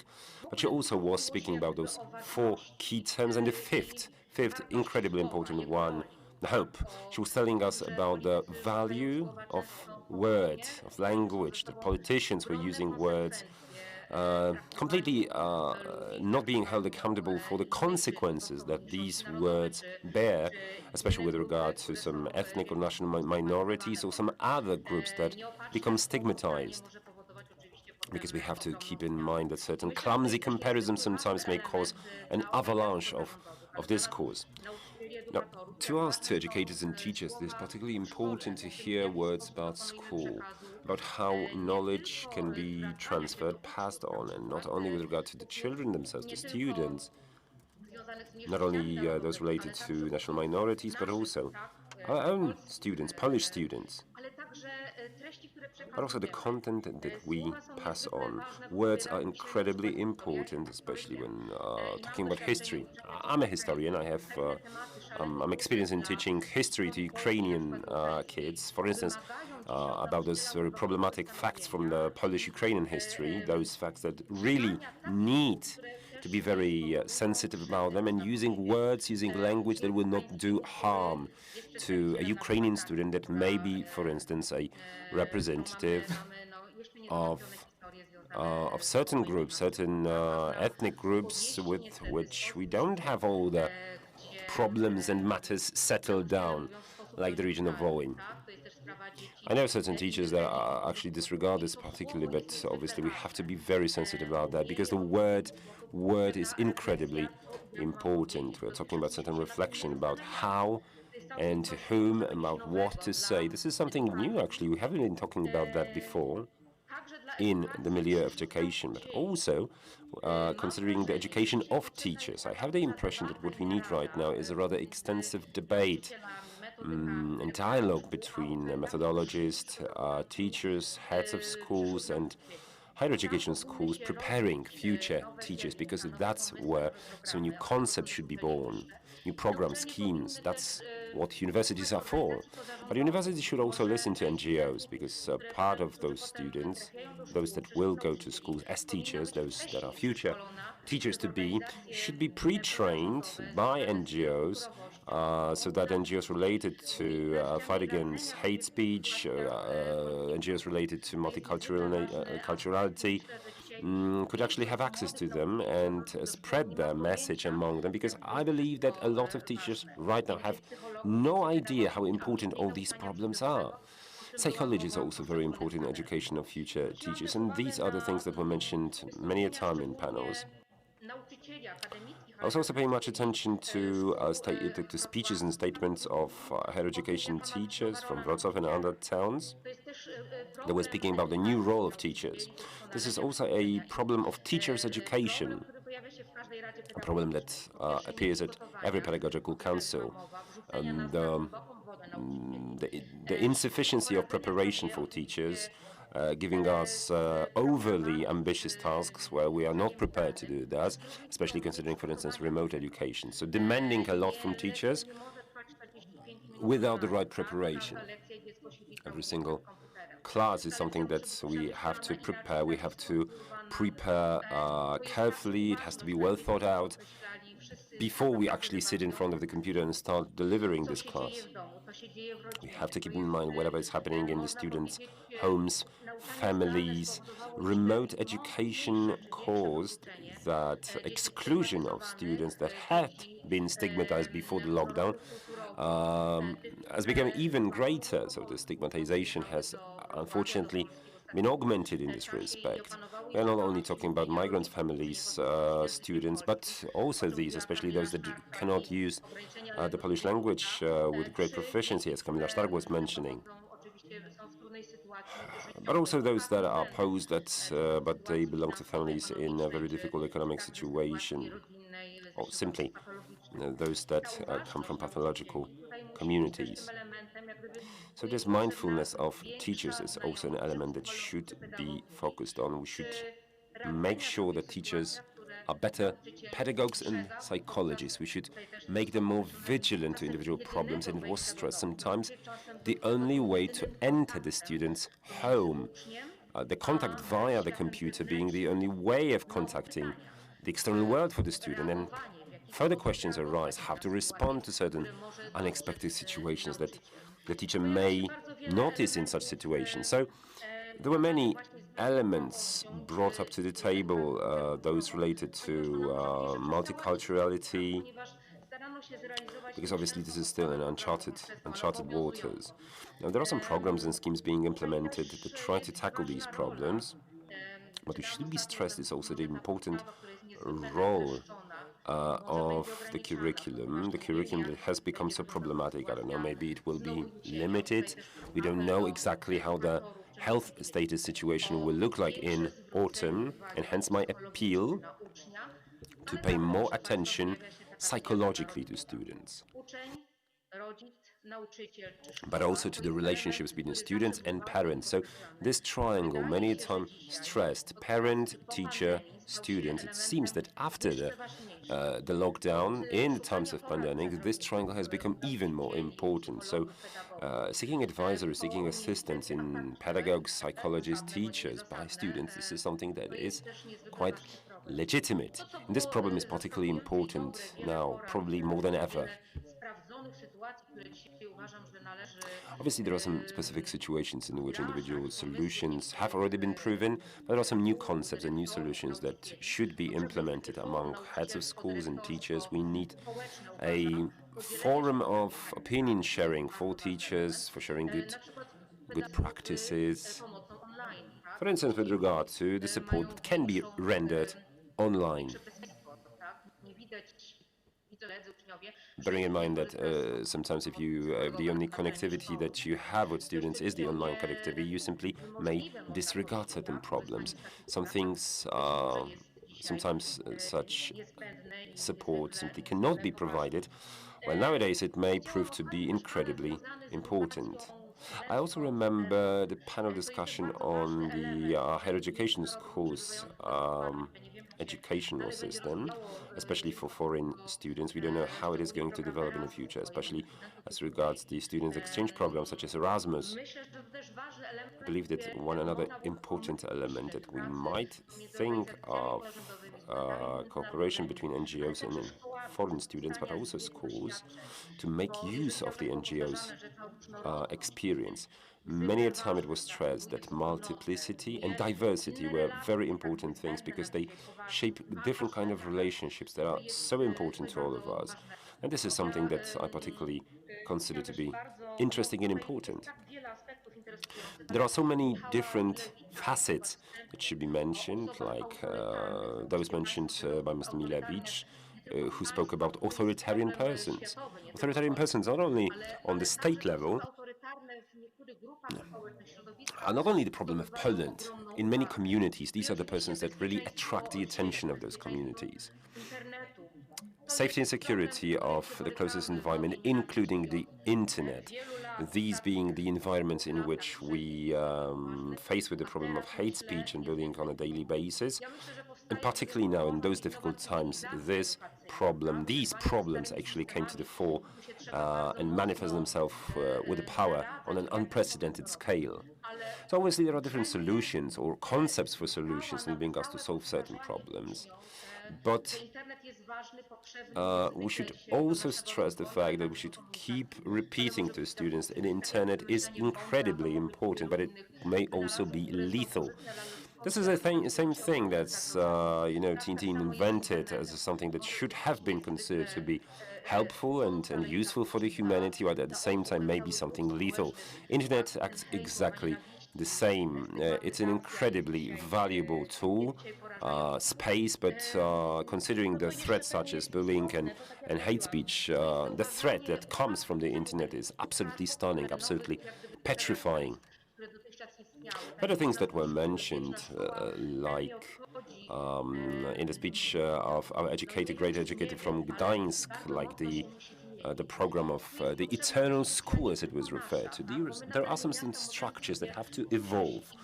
We should simply probably sit down to the tables and have a talk, have a chat, and following this fair, I think what is absolutely necessary is simply to meet, to encounter certain groups, organizations of NGOs, local authorities, different community organizations. This is important because in this respect the role of the state should also change, especially with regard to support for individual groups and communities, especially foreign communities, religious minorities and any other minorities that are being stigmatized. Lack of preparation of the state and the way they treat those minorities is something that needs to be revised.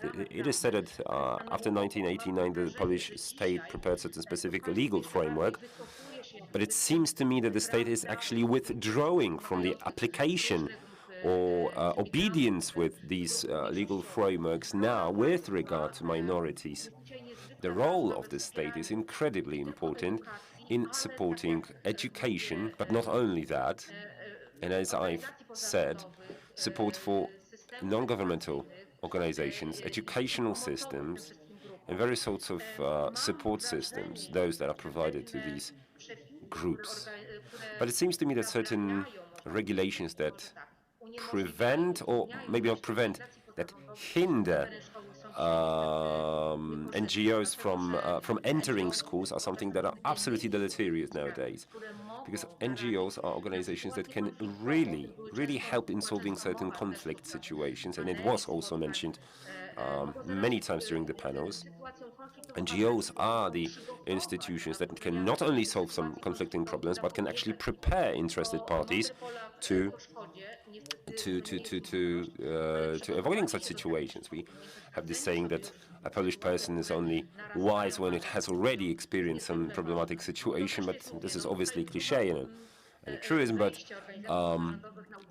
I believe that it is incredibly important to enable NGOs to enter higher education schools to actually start working, especially working towards teaching the teachers how to handle the most problematic situations. I hope we will have this opportunity to keep talking about all those things, and they come in massive numbers. I try to make some notes here. I try to really list them, and I hope that someone will make use of such notes. But there is hope that this fair has become a new leaf that we turned to open the path towards the new and better future. And I also hope that the time between the 6th and the 7th fair of intercultural education is the time that we do not waste, especially in order to see the number of intercultural or inter-ethnic conflicts dwindling. And Kasia from Brave Kids is a person who is absolutely beautiful, wise, and fascinating girl. She has been experiencing so many different problems in Brave Kids, and she knows probably best that stigma that are attached to persons are left with the kids until the end of their lives. So thank you very much, Eva. Thank you for giving us some food for thought and your reflections from the fair. You've mentioned a lot of different notions, and I agree with all of them. And thanking Eva for this comment, and Eva for many years has been an expert for multiculturality in Wrocław at the Wrocław Center for Teachers Education. Jak tutaj odpowiemy na pytanie, bardzo ważne pytanie. Now, there is this incredibly important question from the audience. Which of the subjects that was addressed during the panel discussions are particularly significant, and which of them you consider to be lacking? Obviously, I know this is a particularly extensive question, but as Eva mentioned, for instance, the problem of how to teach teachers about being open. Anything else that comes to your mind? Anything that you consider to be lacking, or something that which you would consider to be absolutely unique? Now, a question came to my mind, actually a question that was asked after one of the screenings. Now, how to convert those unconverted, how to encourage to conversion those that are not yet persuaded, because we obviously speak to educators, the teachers, in other words, we preach to the choir, but the real problem is how to reach those that are not yet convinced about the rights. And again, I repeat, I recall the situation of the discussion with Agnieszka Zwiewka after her fantastic documentary. I remember this man coming to her and talking to her and admitting that she has found a completely new inspiration in this Roma girl.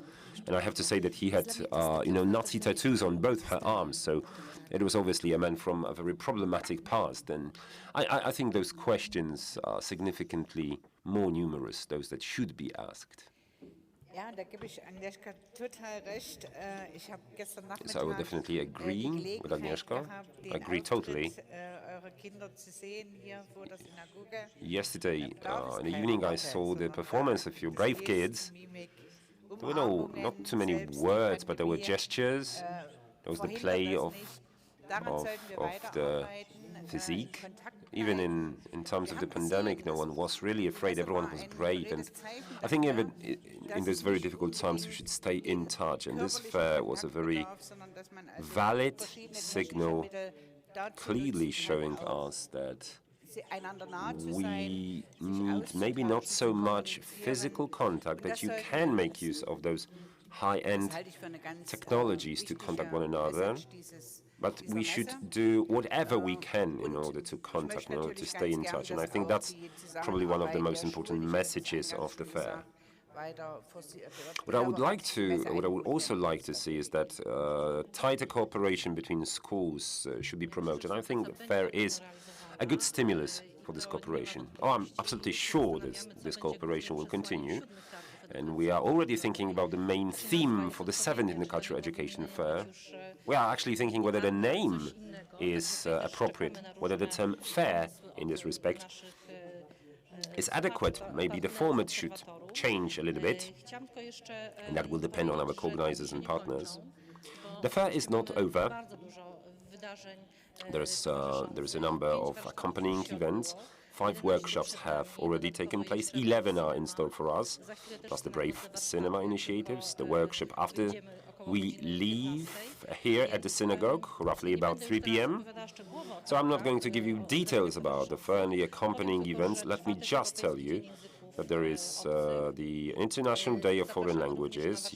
You're welcome to join us at the workshop to be held at the House of Europe, One World, People Different. There were great seminars concerning intercultural and Roma assistance. You are welcome to join us at the Brave Kids workshops, a model of work with children, all to take place within the next 3 weeks. There was also a performance of the spectacle entitled Ticho, which is also an educational effort, initiative. There will be a workshop on Monday organized by Madam Petra on multicultural education, as well as the in October, for instance. You can learn democracy and how we support democracy and protection of civic society, the Saxon perspective. All for One, One for All workshop organized by the House of Peace Foundation, our important partner. Probably no free, no vacancies there, but maybe that will change. Culture and education, a workshop delivered by older students to younger students, working for the ambassadors of dialogue. Multiculturality workshop that is going to be tutored by the Mode or delivered by the Mode Foundation. So on account of the time and its limitations, we're not going to go into details, but you're welcome to visit our websites, where you can find more information about how to watch all these fantastic panels online. And I believe we're gonna meet again in this panel of people, or even larger, in a year's time. Now, at the same time, we'd like to thank you, Agata, for being a fantastic moderator and host at this meeting, at this event, and best regards to everybody, to all of the audience. One word of comment, if I may, at the end. You spoke about preaching to the unconverted and convincing those unconvinced. I believe this is happening as we speak. Maybe the other concept would be actually, yes, to expand the format of the fair. Since I was invited to cooperation with you, I had this opportunity of listening all speeches, all the discussions, and I have the impression that the subjects raised were interesting not only for educators, teachers, schools, but also from the perspective of students, Wrocław inhabitants, parents. So many valuable findings were formulated here, and some of the solutions that you suggested here would be welcomed by the inhabitants of Wrocław. So maybe next year, not only educators, teachers, schools, but all of the community, all of the population of Wrocław could find it interesting to participate in the event, maybe not only in Wrocław, all over Poland, all over Europe. Thanks for cooperation. I have this very lengthy list of thanks, but I think to list all those institutions it's worth. The Wrocław Center for Social Development, a very short list of organizers. The Saxons Liaison Office in Wrocław, Office of Representation of European Commission based in Wrocław, the University of Wrocław, the Bente Kahan Foundation, Madame Bente Kahan, Agnieszka Imela, Anna, Małgorzata, Paulina, from the Bente Kahan Foundation, the Eco Development Foundation, Anta Osutin, Arek, Wierzba, Bartłomiej Ciążyński, the social advisor to the mayor of Wrocław for tolerance and xenophobia counteraction, Olga Hrebor, proxy for Ukrainian minorities, the Brave Kids Foundation, and kids of the Brave Kids Project, who delivered this fantastic and inspiring performance yesterday, inspiring us during the discussion to listen even more to them. The House of Peace Foundation, Freya Pinanch, Libris Foundation, Mod Foundation, Foundation for European Studies, Oppenheim Foundation, Ukraina Foundation, Culture Foundation, Nomada Association for Integration of Multicultural Societies, Social Observatory, Periferia, the Center for Multicultural Solidarity, Regional Center for Support of Non-Governmental Initiatives. I know the list is extensive, but you have to understand that all these organizations were particularly involved in organization of these, so they deserve thanks. Association of Critical Education, Update Association, Układ Formalny, Theatre, Wrocław Center for Teachers Education, Lower Silesian Federation of Non-Governmental Organizations, the Association of the Polish Karaites, the Association of Polish Ukrainians, not all. And now thanks to all those who enabled us to connect with you, to enter your homes, to reach you. You don't see those people, and trust me, they are in numbers. It is thanks to them. Pol Congress. Best regards to Jarosław Stróż and Aleksander Łobasz. Gentlemen, thanks a lot. Camera persons, Agnieszka and Marek, camera operators, sign language interpreters from the Polish Association of Deaf People, Aleksander Szalek-Palnowska, Krystyna Węgrzynowska, and Anna Morawska. Dear ladies, you are incredible. The speed of discussion was really impressive, so obviously, gentlemen, in the booths of translation, Tomasz Duda, Łukasz Burkiewicz, Antoni Niemczura, Waldemar Gielza. Gentlemen, many thanks to you for participating in this meeting. Illumination and sound. Person responsible were Maciej Marchewka, Jan Kulewka. Thank you very much, gentlemen. Photographer Jerzy Wypych that took beautiful pictures during the meeting and uploads them on the web. You can have a look at them and see how it all looked like. We'd like to thank you all and thank the hosts, the White Stork Synagogue, a place that is very important to Wrocław, to our country, important to the multicultural dialogue. That was the last panel discussion, but this is not yet the end of our meeting. In just a few moments, in a couple of minutes, we would like to invite you to the performance of Bente Kahan. We see you in a dozen or so minutes, roughly 15. Thank you.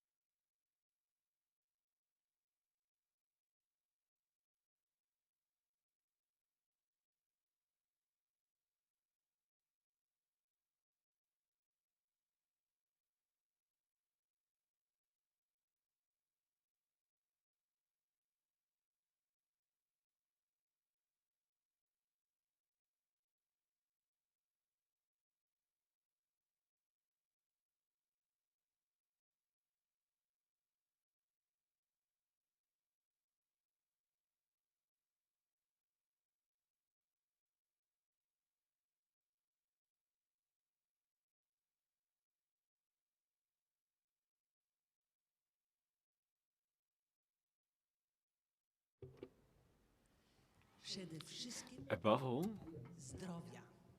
wish good health. Good health for all of us. May we be healthy. All teachers, may them serve the world. So without health, you can't do that. You can't serve the world. You can't make the world a better place. So a poem in Hebrew.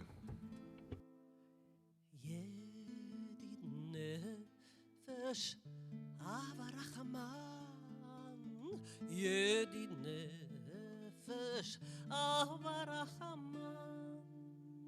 משוך עבדך אל רצונך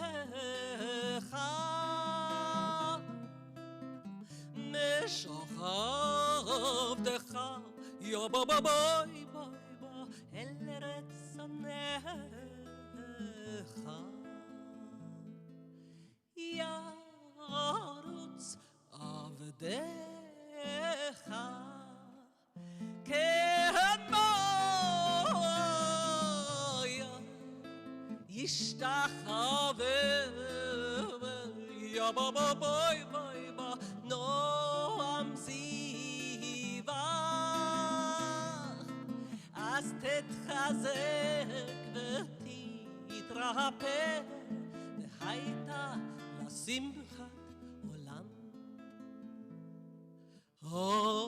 הדורנאי צור העולם הדורנאי צור העולם נפשי חולת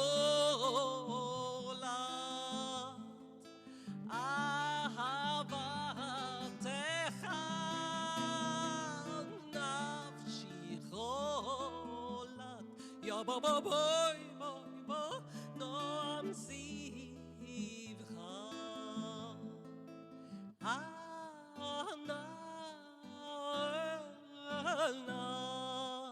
רפאנה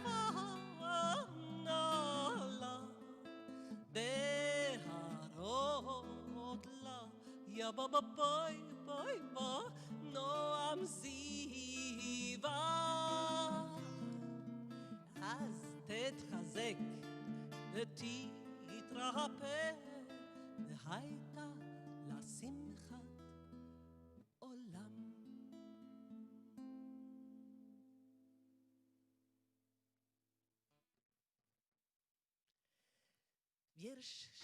A poem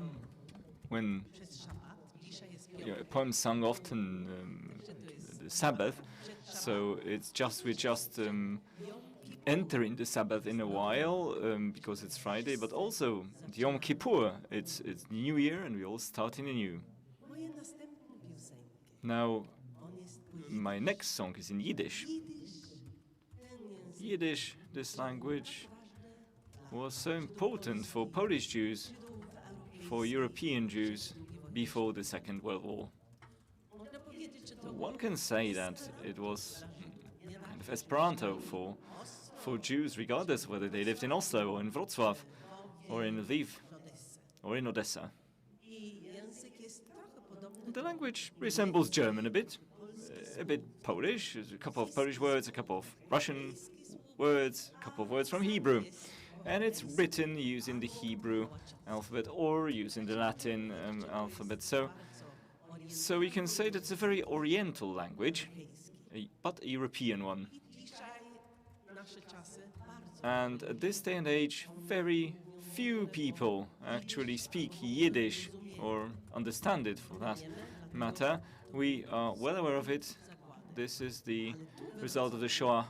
But here in Wrocław, we have excellent Jewish studies, and there is Jon Hisek, professor, and together with Karolina Szymaniak, they have been working constantly and teaching Yiddish. And Professor Jon Hisek gave me a beautiful poem in Yiddish about Hannah Levin. She translated it beautifully into Polish about the wild goat. But I will sing it in the original version, in Yiddish. What is this song about? Well, it's about emancipation.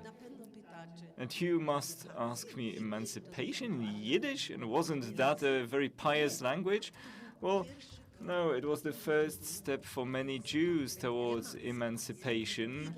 And for our women, that was a very important language. This is why women can actually write in this language. And Hannah Levim writes about a mother who has these wide robes, and she constantly works and always working and leading this sad life. And I'm here, you know, unlike my mother, in these short skirts, and I see the sun. I live in the contemporary world, and she is dreaming of having a child once, and for that child, she would like the child to be free also.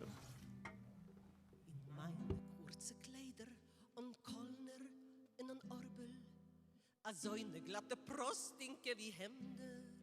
Mein Mama seh ich ois a wilde in a fremde. N schämedig sie kehrt von mir ihr Blick zum Brick. Die Händ meine anbläuste Fahr der Sonnenwelt bringen mir a weh a Sonnenbruch.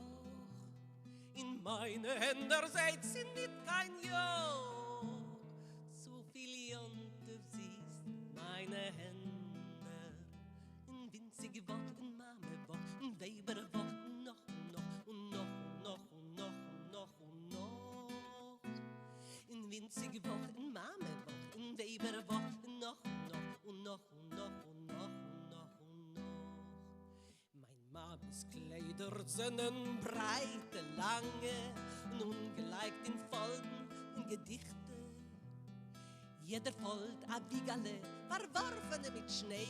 Guckt mein Mam in meine jünglich schlanken Kerpe, guckt auf schämmedicken Eckeln und weh. Ich guck auf ihre kleine Schier, was machen sie ihr drei? Mit Weserlach von alten Säger, mit Weserlach von alten Säger, zollen Weserlach die heimische Minuten. Langsam schlechte, langsam gut und Tag zu Tag, in Jahr zu Jahr, demselben Dreier und nur sich allein. Langsam schlechte, langsam gut und Tag zu Tag, in Jahr zu Jahr, demselben Kreis herum, nur sich allein. Kein Mann ist denn kein Mal hat zu mich abgenaht, in mich mit Zunniten Narren. Aber Kind wird haben, ich a Kind wird haben, Tochter zu sehen.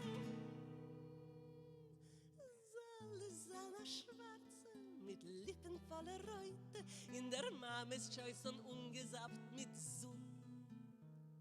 Winzig Tag in Mametag, ein Webertag, ein Tag, und noch. Winzig Tag in Mametag, ein Webertag, ein Tag, und noch.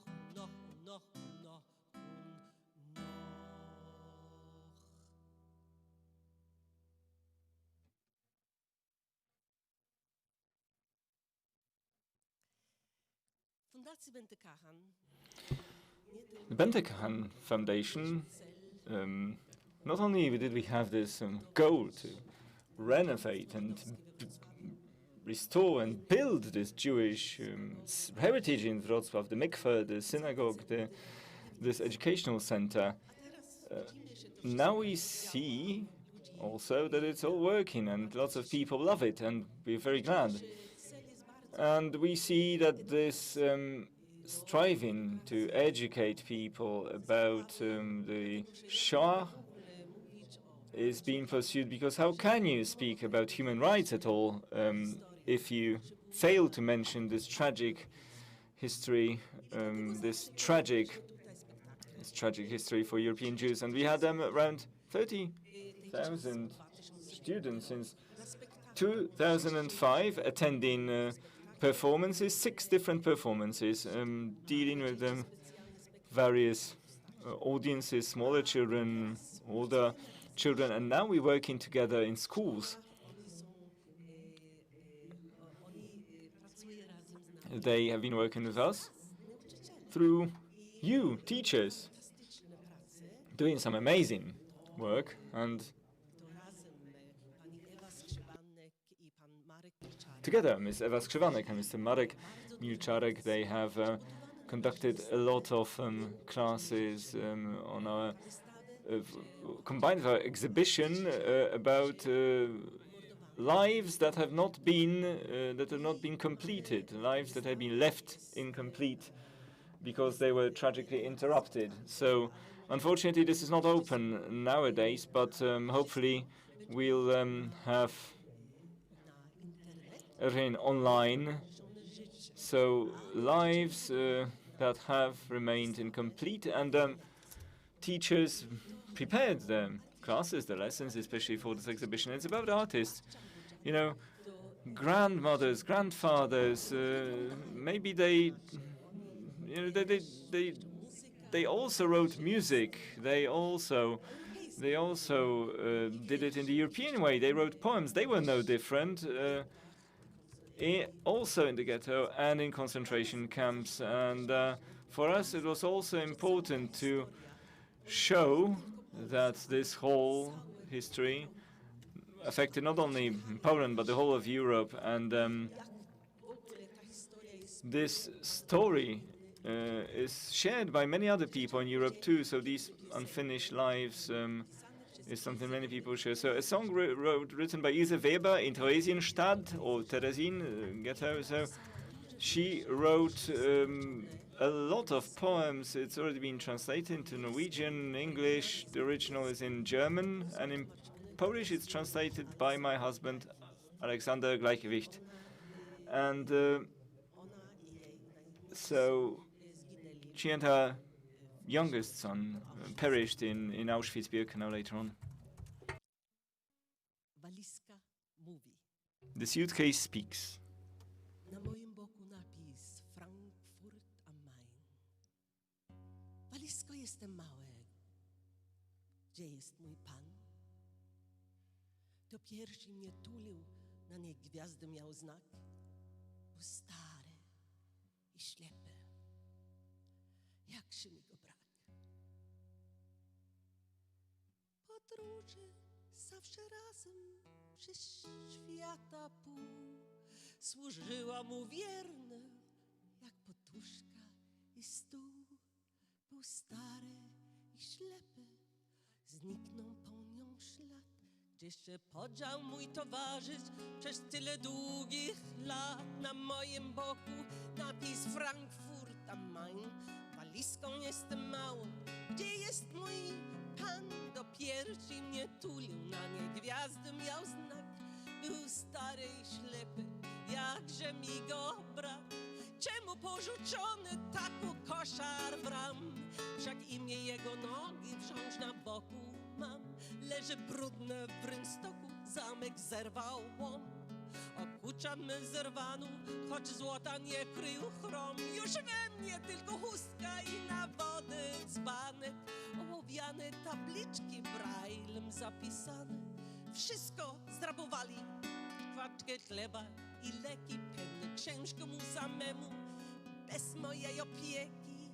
Na moim boku napis Frankfurt am Main. Walizką jestem małe, gdzie jest mój pan? Do piersi mnie tulił, na niej gwiazdy miał znak.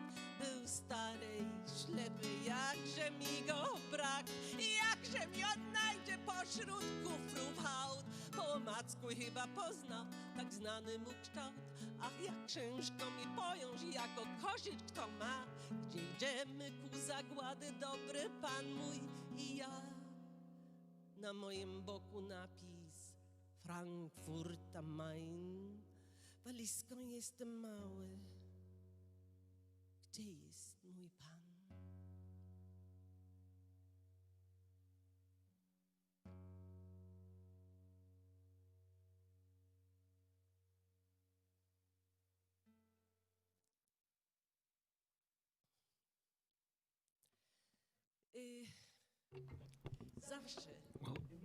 Always when we sing,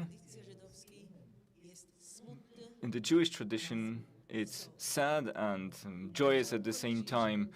So I would like to end this with a beautiful song in Yiddish. And I'm very glad that Wrocław has these links, this connection with Yiddish, because many Polish Jews came here after the war, and it somehow keeps being taught. People are being taught about Yiddish, and a lot can be taught through that language. But I'm also very glad that many things have not been translated, such as Mordechai Gebirtig, for instance. We staged a play that was all in Polish. That people don't think that it's only. There's not folklore, that it's genuine, that it's text.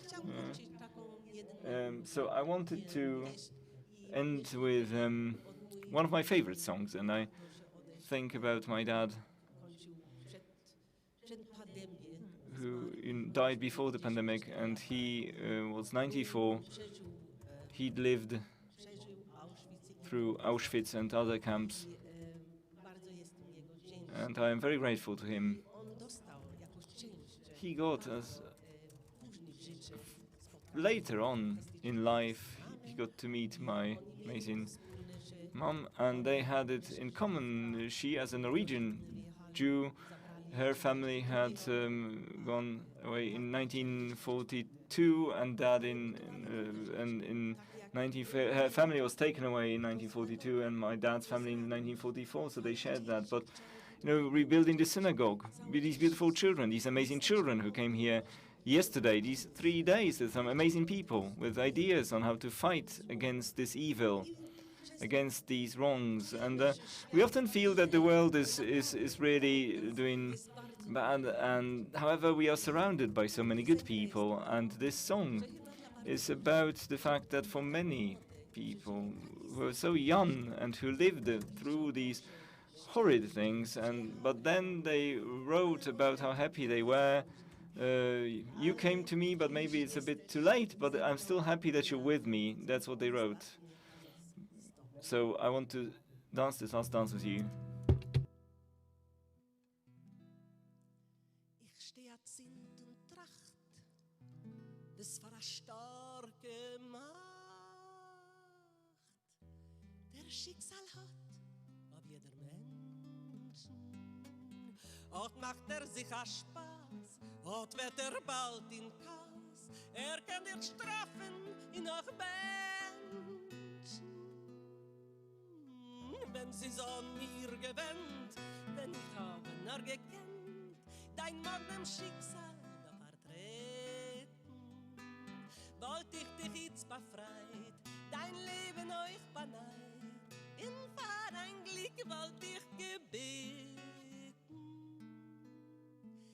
Glück, du bist gekommen zu mir, aber ein bisschen zu spät. Glück, du hast vernommen Verratschaft, mein Herz hat so viel Freude. Ich kann gar nicht klären, dass der Morgen wird bringen vor mir. Solange ich habe, hat ein Moment das Glück in meine Hände. Ich tanze den letzten Tanz mit dir.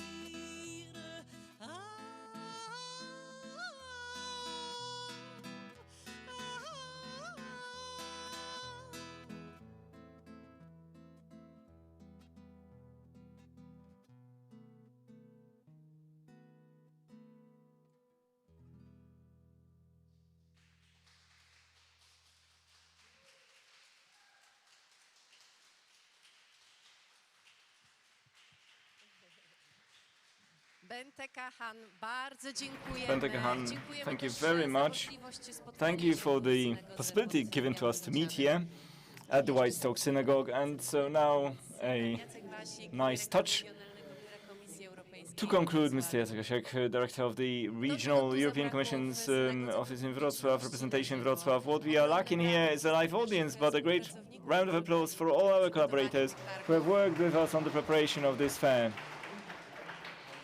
Pięknie dziękujemy. Thank you very much, and hopefully see you next year. See you, and Dziękujemy, że byli Państwo z thank nami. you for being with us. Yes, I wanted to just say 2 words and thank the foundation warmly for having us here in this beautiful venue. And unfortunately, we could only talk to you, be in touch through the camera, but hopefully next year, during next year's edition of the fair, we'll be able to meet face to face, in person, and offline. Stay healthy, stay well, and thanks to all the organizers of this. Dziękujemy i do zobaczenia. Thank you, and see you.